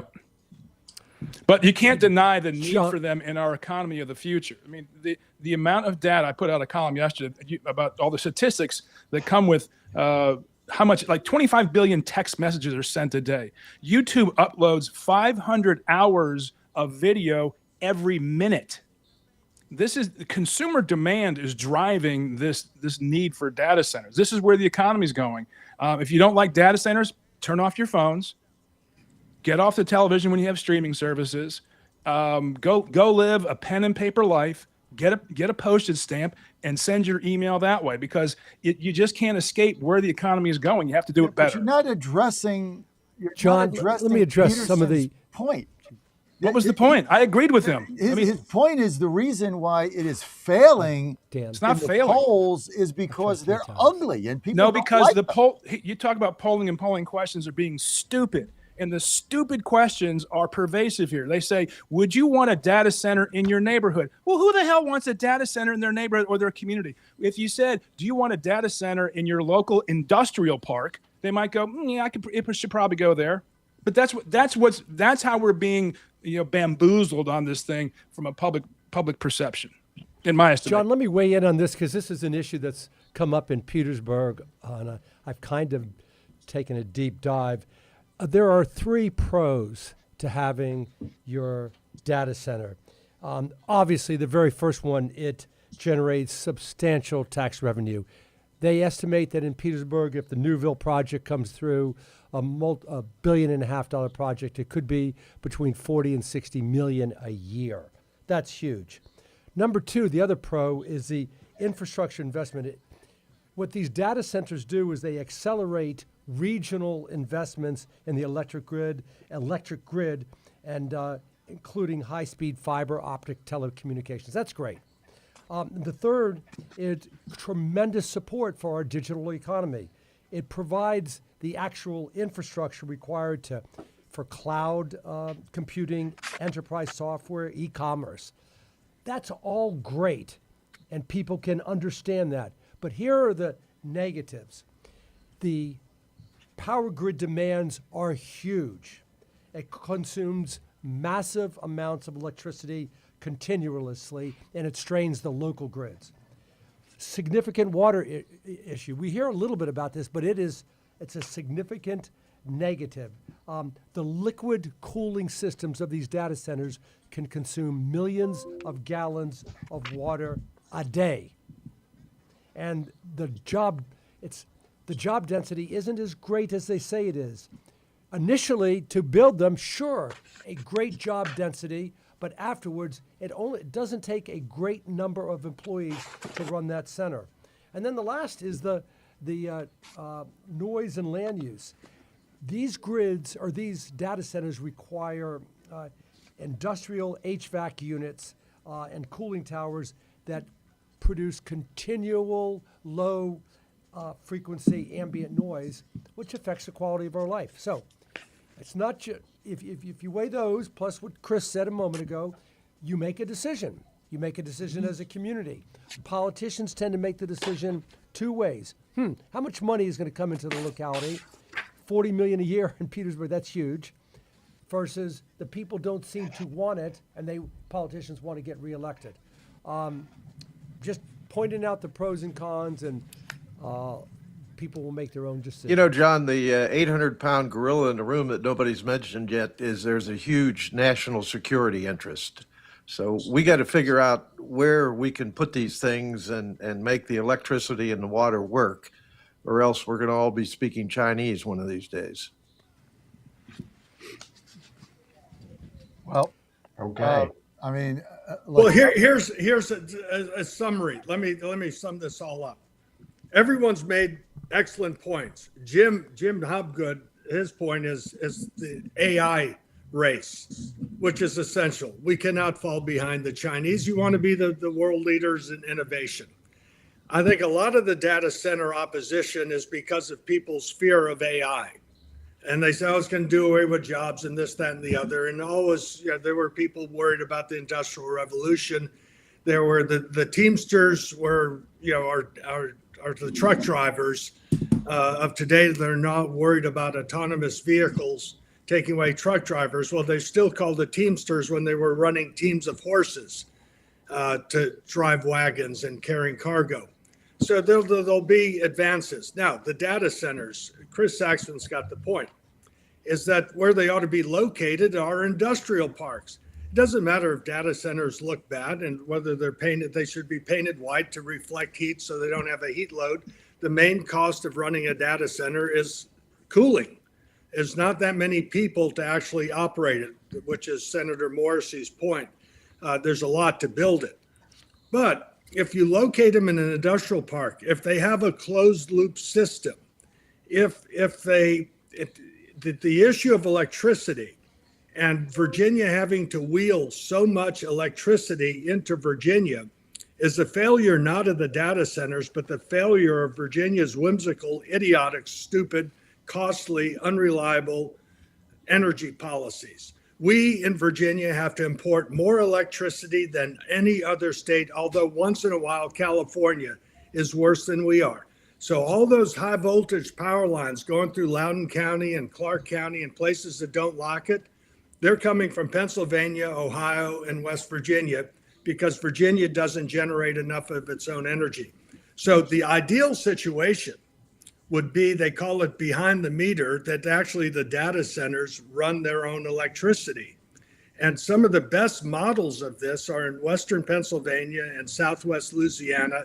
And I think Texas is probably going to do this too, is that where they have the energy, they're going to have power plants, and those power plants are going to power the data centers, and whatever excess power are coming from that generation will get put onto the grid.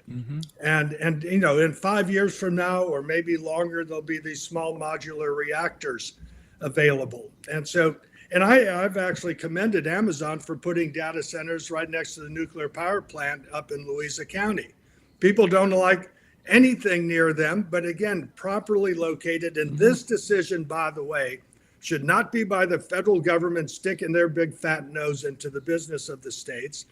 And in my view, it should be decided by the people in the counties and cities that are the ones who have the prerogatives and jurisdiction over zoning. And the state can have your statewide policies, but it ought to be a local decision. But ideally, Virginia would have a much more rational energy policy and have, if West Virginia, for example, Governor Morrissey of West Virginia, he's trying to attract data centers there, and he wants to put them right next to a power plant, which makes good logistical sense.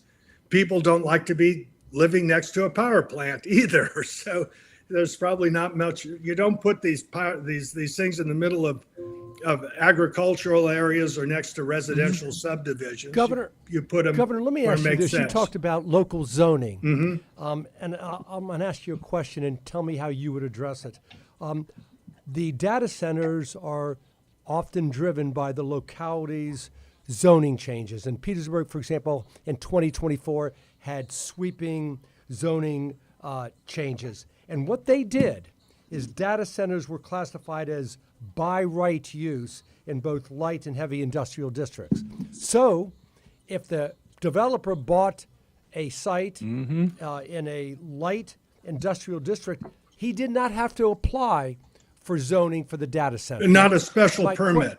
Right. Yeah. My question is, should we forbid for data centers by right, or make it a state responsibility, or, as you suggested, I think a moment ago, continue to let the locality make the decision? I would let the locality make that decision. I don't see where it harms others. The harm of, again, it's not harming the quiet enjoyment of anybody other than in that jurisdiction. But again, if you site it in an industrial park where you maybe have all sorts of manufacturing of pharmaceuticals, manufacturing of automobile parts, manufacturing of electronics, and so forth. None of these places are pretty. They don't meet Chap Peterson's aesthetics of Jeffersonian classical architecture. But that should be, I think, a local decision. Where it does affect everyone, and this is a legitimate concern, is that they do suck up a lot of electricity, and that's what you need to power the air conditioning units. You could have closed loop systems so that water, that worry about water, if there's a water concern, you can have these closed loop systems. But as I understand the operation of the closed loop systems, like a radiator, is they do need more electricity to power the air conditioning units. But the way that everyone is affected by it is that demand on electricity. Now, what Virginia has done, as I understand it, Chris can correct me, is that they're going to have a special category because there's different rates for residential, commercial, industrial uses, and they're putting on another rate for them. Ideally, I think these data center folks, because they could be anywhere, as long as you have fiber optics, sufficient capacity through fiber optics, these data centers can be anywhere in a nanosecond of transmitting information that is being stored there. Ideally, I think that ultimately they should be generating their own electricity and not be subject to the monopoly situation that you have here in Virginia and generally speaking every state. Go ahead, Chad. All right, and I've been hearing a lot of more educated and erudite people, but let me just point something simply out. You have 125 or whatever jurisdictions in Virginia. and a lot of them are small counties with 20,000 or less people.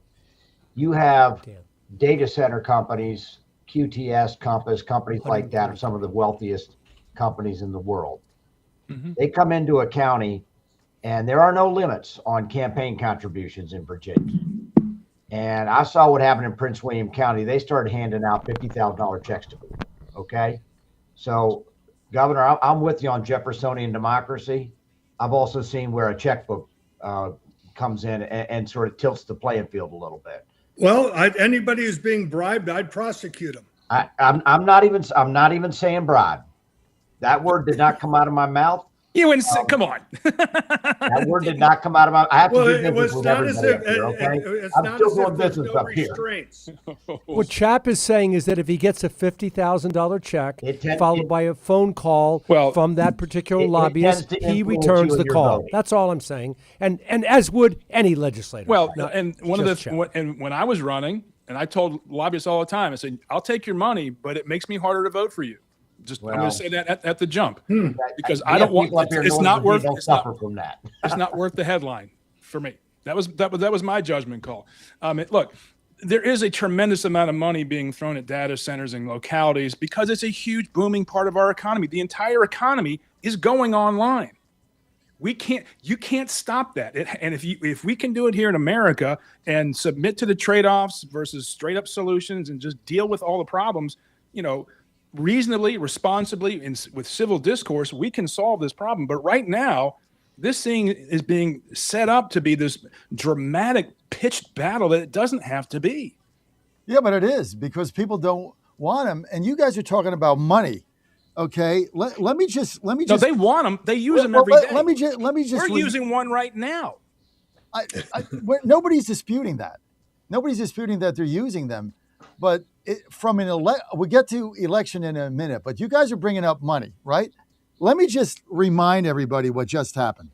5 Virginia Republican senators who broke from the legislative Republican caucus to support online casino gambling. I'm not talking about athletics, baseball, football, DraftKings, FanDuel, right? Or MGM like I do. Right. No, I'm talking about on your phone, I can bet the roulette wheel, blackjack. I just right on my phone, which I am like unbelievably opposed to because this is just an addictive thing that's horrible. You can lose $100 sitting in your car getting a cup of coffee at Wawa, all right? So 5 GOP senators broke with the caucus to back that. Thank God it went down in flames as it should. 5 of these people received $100,000 donations from the Gambling Coalition that put this on, which is the biggest single donation to a state senator in Virginia history. 5 of them. 5. So you guys are going to sit here and tell me that's not the biggest single donation in Virginia state history. It's not $100,000 apiece, and you're going to tell me, like Chap Peterson said, a check doesn't matter? No. I didn't say it didn't matter, John. You didn't listen. You're factually inaccurate that it's the largest campaign donation to a sitting senator. It's not true.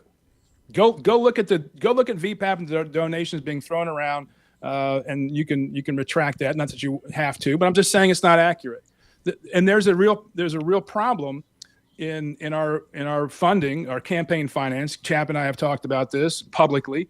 But that story that came out also buried what other donations were received and what actions conceivably took place as a result of those contributions.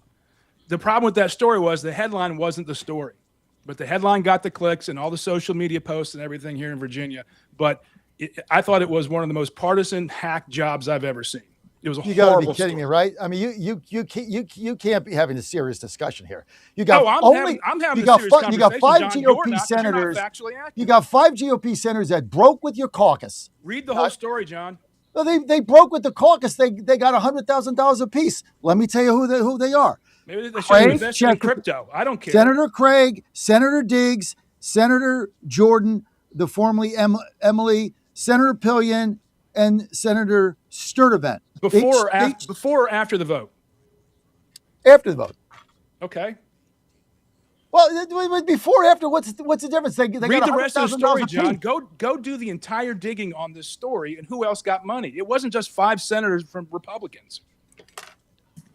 Chris, you're missing John's point. I'm not missing the point. He's not Well, telling hold on the a second. entire Let me, truth. Chris, you had 2 minutes. I just want 20 seconds. 2 minutes? $100,000 to 5 individual senators, and whether they voted before or after receiving the money, actually doesn't pass the smell test. It doesn't and pass the sounds smell like they're test to being me, Joe. influenced No, I agree by with you. money. I agree with you. You just said you would not take large contributions me. because you didn't want to be affected by how people perceived what you were doing. Exactly. That's what John is saying. Right, but that's not the entire $100,000. story. The problem with that story is, John, Democrats were worse on the thing. Oh, but the Democrats. I'm not disagreeing. I don't know what the numbers are, Chris. But if they are, I hope John reads their names off. That's my point.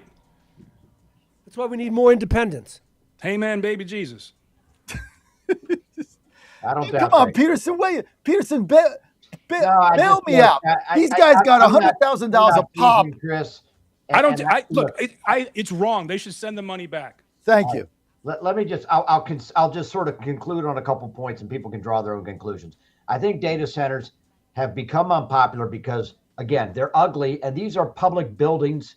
They're big, they're large, they are visible. If you go out 66 or up or down 28 in Northern Virginia, they're the most visible buildings we have. Are they what do they look different than a warehouse? Well, you know what, Governor, I respectfully disagree. Again, they're not warehouses. They're bigger than they're a hell of a lot. I bigger know, than but they're warehouse. just like a big warehouse. Go right. to an Amazon distribution center. Anyways, these things are coyote ugly. But I'll just say that's one. The other, paint murals. I agree on with the John. side. I agree with John. Right. Fredericks. Where's the graffiti when you need it?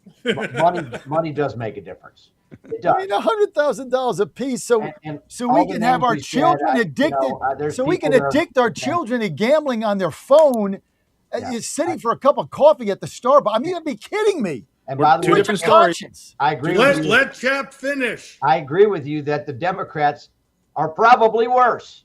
And in fact, we could go into a lot of donations that have been made to the Democrats by the data center industry. My original bill in 2023 that would have put some guardrails on the data center industry got spiked in the state Senate by my own caucus leadership. Okay. So it's not, I'm trying to propel the Democrats ahead of the Republicans. What I'm saying is both sides can be corrupted by money. It's happened. And I just feel like for data centers, I agree with everybody here. Has anybody on the panel sat through, has anybody on the panel sat through a town hall meeting where the citizens got up and spoke about the data centers? Sure. Okay. All right. Here's the bottom line. 4 things repeat themselves every single time, and I've been to half a dozen of them. Number 1, the fear that their own electric rates are going to increase, maybe skyrocket. Number 2, they don't like the noise that it generates. 3, they're concerned about the environment, to wit, the increased water use. And the last one, and is not as common, is that they are, we all said, ugly. Those 4 things permeate every conversation, and it's some iteration of that. And then weigh all that against the huge amount of money that's being made. And unfortunately, Joe, it goes beyond that. I was down at Botetourt, and a guy sat there, raised his hand and said, "These things cause cancer.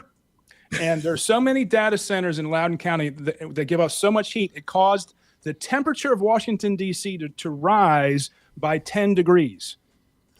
There is real information out there. There are real concerns that should be addressed, but people don't want them addressed. They want to be screaming their lungs out about with all this disinformation and misinformation that's floating around online, this catastrophizing everything about this without recognizing what the tangible benefits are to their localities. It's really scary how quickly this thing has turned to be a completely unreasonable discussion when it can be completely reasonable and people can make judgments based on what is actually factual versus what people want it to be factual.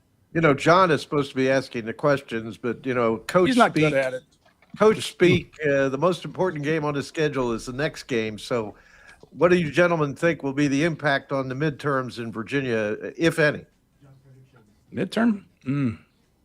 It's not a big one down at Virginia Beach. That's been mitigated. I don't think it's come up for Rob Whitman's race or John McGuire's race in the 5th, not Vindman's race in the 7th. I think the biggest one that's not being reported right now, Jim, are the spoilers, third-party spoilers on the left for Vindman and Elaine Luria in the 2nd. There are DSA candidates, Democratic Socialist candidates, on the ballot as independents, and that might pull away 2, 3, 4%. To tip those, and it could tip the balance of the Congress. That's a good point. Last time, the Democrats in the 2nd congressional district, Jen Kiggins, last election, who ran about 5% ahead of President Trump in 2024, but they had a liberal, or excuse me, a conservative running, and that guy, just a fake candidate, got a little over 2% of the vote. Now she still won. But if people, in fact, this guy who's running, who's this leftist guy who's running, if he gets 2%, Chris Saxman's correct. The 2nd congressional district is one of the top 3 or top 5 targeted races in the whole country. Yeah, and 2 years ago, the candidate who ran to the right of Jen Kiggins was funded by outside money group. I think it was called Save Western Culture, that had an operation to do this all around the country in about 24 races. For pennies on the dollar, they could win elections by having these spoiler candidates out there. It's intentional.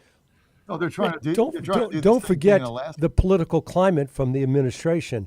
Right here in Henrico County, we have a race between Whitman and Shannon Taylor, and if you just look on paper, it's not even close that Whitman is a superior candidate. Not even close. What he has accomplished in his life, in his career, in politics, but the existing political climate, anathema towards Trump, is making it a close race. Yeah. And if Whitman were to lose, I'm telling you, he's a Republican. I used to be a Democrat.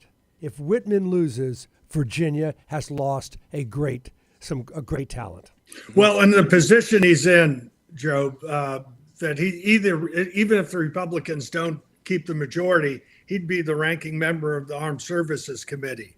And Virginia is so dependent on federal defense spending, it would be a disaster. One thing that Chap and I are on a group called No Gerrymandering Virginia. We're going to ask these Senate candidates, but more importantly, the congressional candidates, to sign a pledge to not gerrymander, not support any scheme to either suspend or remove the independent bipartisan commission that draws up fair maps here in Virginia, because Hakeem Jeffries they're coming back after it. The Democrats in Maryland initially resisted this gerrymandering there. The Democrats did. And there's only one member of Congress up there, but now they've succumbed to the pressure from national Democrats. And I think it's important. And you think of Shannon Taylor and you think of Vindman, these folks were all for this gerrymandering earlier this year. And now they're trying to get the support of people they were willing to jettison. Shannon Taylor didn't want to be running in the Middle Peninsula and the Northern Neck and these suburbs. So they were all going to get subsumed and overtaken by Northern Virginia. I assume Whitman's going to make that point. I certainly would. I don't know why he hasn't already. I don't know why you wouldn't make that point. I would send every person in that county saying, this person didn't want you. They actively tried to get rid of you. That's right. And now they want your vote. Well, the concern I have is voter enthusiasm on the right. Now, hopefully the combination of the DSA emergence in the Democratic Party and the convention down in Dallas will get the base fired up. But, Whitman, I live outside of Richmond. I'm actually in McGuire's district, but we see all the ads against Rob Whitman, and there are a bunch of them. And so far, I haven't seen any response other than a weak ad that Whitman put out. So if the Republicans have all this money, I would tell them start spending some of it. Hey, gang, just jumping in here, Dan on the mic. We do have a caller, Mark in Chester, who'd like to get on the line. Mark, hey, go ahead. Mark, you there? Hey, is that you? Yeah, you're on the air with the Virginia gang. Hey, I know y'all guys are all over this stuff, but look, I'm from Chester. Within 2 miles of my house, I have a Lego plant going that costs $1 billion. I've got an Amazon plant just down the road and 2 data centers. I really don't give a flying, you know what, about where it goes as long as they properly zone it. Right. And most of them, some of these data centers are generating their own power, diesel, and then they take BEPCO as a secondary power source. So proper zoning is the whole problem. Mm-hmm. You know, if you can't put a McDonald's right next to another fast food restaurant and expect both of them to thrive. And, you know, there's a certain amount of space. It's just got to be well utilized. That's my point. Mm-hmm. And Joe, Petersburg would be ideal. You got all that property on this side of Wagner Road where you're building a casino. There's nothing south of there but property. I'm going to say one more thing, then I'm going to hang up. Brown and Williamson. Look at what happened in Petersburg when Brown and Williamson left. It killed that city. I'm not quite sure what the point is. I'm all in on that casino. I brought it to Petersburg. Full stop. I think his overall point was it matters where these things go. Exactly. I think Mark from Chester understands it, and it's where you locate them. Yeah. Location. Yeah. And by the way, whether they use diesel, because these data centers cannot have any interruption of power, no blips, no sags, no surges, no interruptions. They got to have a backup generator. And whether it's diesel or even better, if it were natural gas powering it, would be good. Now, what Virginia's trying to do is tell them that you got to use batteries, which may cost more to use batteries than natural gas or diesel. With it, in fact, back to Virginia's energy policies. They're so awful that they tell these data centers when there's a high demand, say when it's extra cold or extra hot, keep your backup generator going on so you're not a draw on the grid with it. And, you know, in Virginia, they're talking, the current governor said, we want to have more affordability. Well, what have they done? They have jacked up our power bills right off the bat by joining this regional greenhouse gas idiocy, which is going to add 5% to everyone's monthly power bill, have no effect on the weather. It's regressive, and they actually have seen that, and now they're going to give them a rebate on this added carbon tax. It's like running somebody over on the side of the road and paying their medical bills. Well, just don't run them over on the side of the road. Then you don't have to worry about the Governor, you're absolutely right. And lost wages with it. Then they're raising taxes, and that's hardly going to make things more affordable. But they have raised their salaries. Part-time legislators are now going to get $50,000 a year, tripling their salaries. To me, that's the issue in the upcoming legislative races. You've raised my power bill, you raised my taxes, and you raised your own salaries. And you're out there with an audience of folks and say, hey, how many of y'all out there have a part-time job? Does it pay $50,000 a year? They'll say, heck no. And so I think you could get a heck of a good uprising. I was just going to say, there are third-party ads being run against Rob Whitman, trying to blame him for higher utility bills. And Governor, you're absolutely right. It's not his fault. But I think those ads, it's the state. The ads, I think the Whitman campaign needs to respond to those ads because the average person may not understand what's going on. One of the things that came out in a story today, I think out of the Lynchburg paper, is that there are agricultural hydroponic opportunities to come off these data centers because of the heat they give off. You can commercially convert that to greenhouses and grow and grow a lot of very useful crops. So I think some of the conversations could be changing as the technology gets deployed quicker and more effectively to the market. So, we're in that, I don't know what happened. This country was doing great in the World Cup, and all of a sudden it went to crap because people started going, oh my God, data centers. Like, what the hell? It's amazing how quickly this thing turned. All right, let me finish on something that's a good bipartisan issue, John. Dolly Parton, who I consider truly was an angel here on earth. What a perfect person. what a great story of her life, her smartness, her shrewdness, her business sense, her generosity, providing education scholarships for employees at Dollywood. Susan and I enjoyed seeing her at Wolf Trap 2016, singing Rocky Top, and all the Vols fans like her. Here's a bipartisan appeal. This was from Lowell, Massachusetts, YouGov, March 2026 poll. Donald Trump was favorable with 3% of Democrats, 77% Republicans. RFK, 60% with Republicans, 10 with Democrats. Elon Musk, 59%. He's probably less now with Republicans, 7 with Democrats. Taylor Swift, 23% popular with Republicans, 53% with Democrats.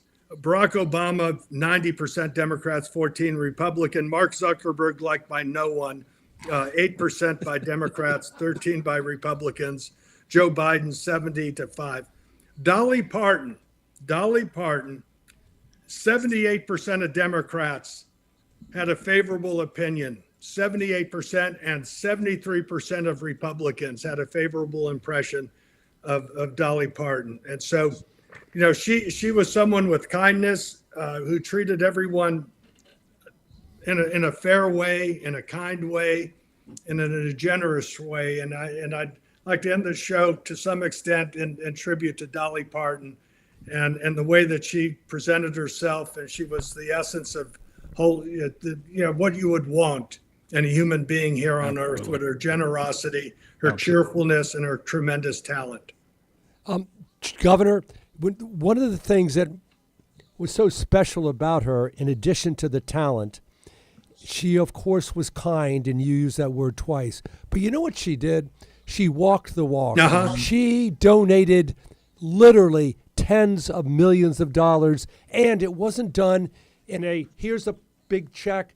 It was done silently and quietly. Mm-hmm. So her kindness, her generosity, in my opinion, are even greater than the superior talent that she had. I would hope that the people of Tennessee would name the Nashville airport after her.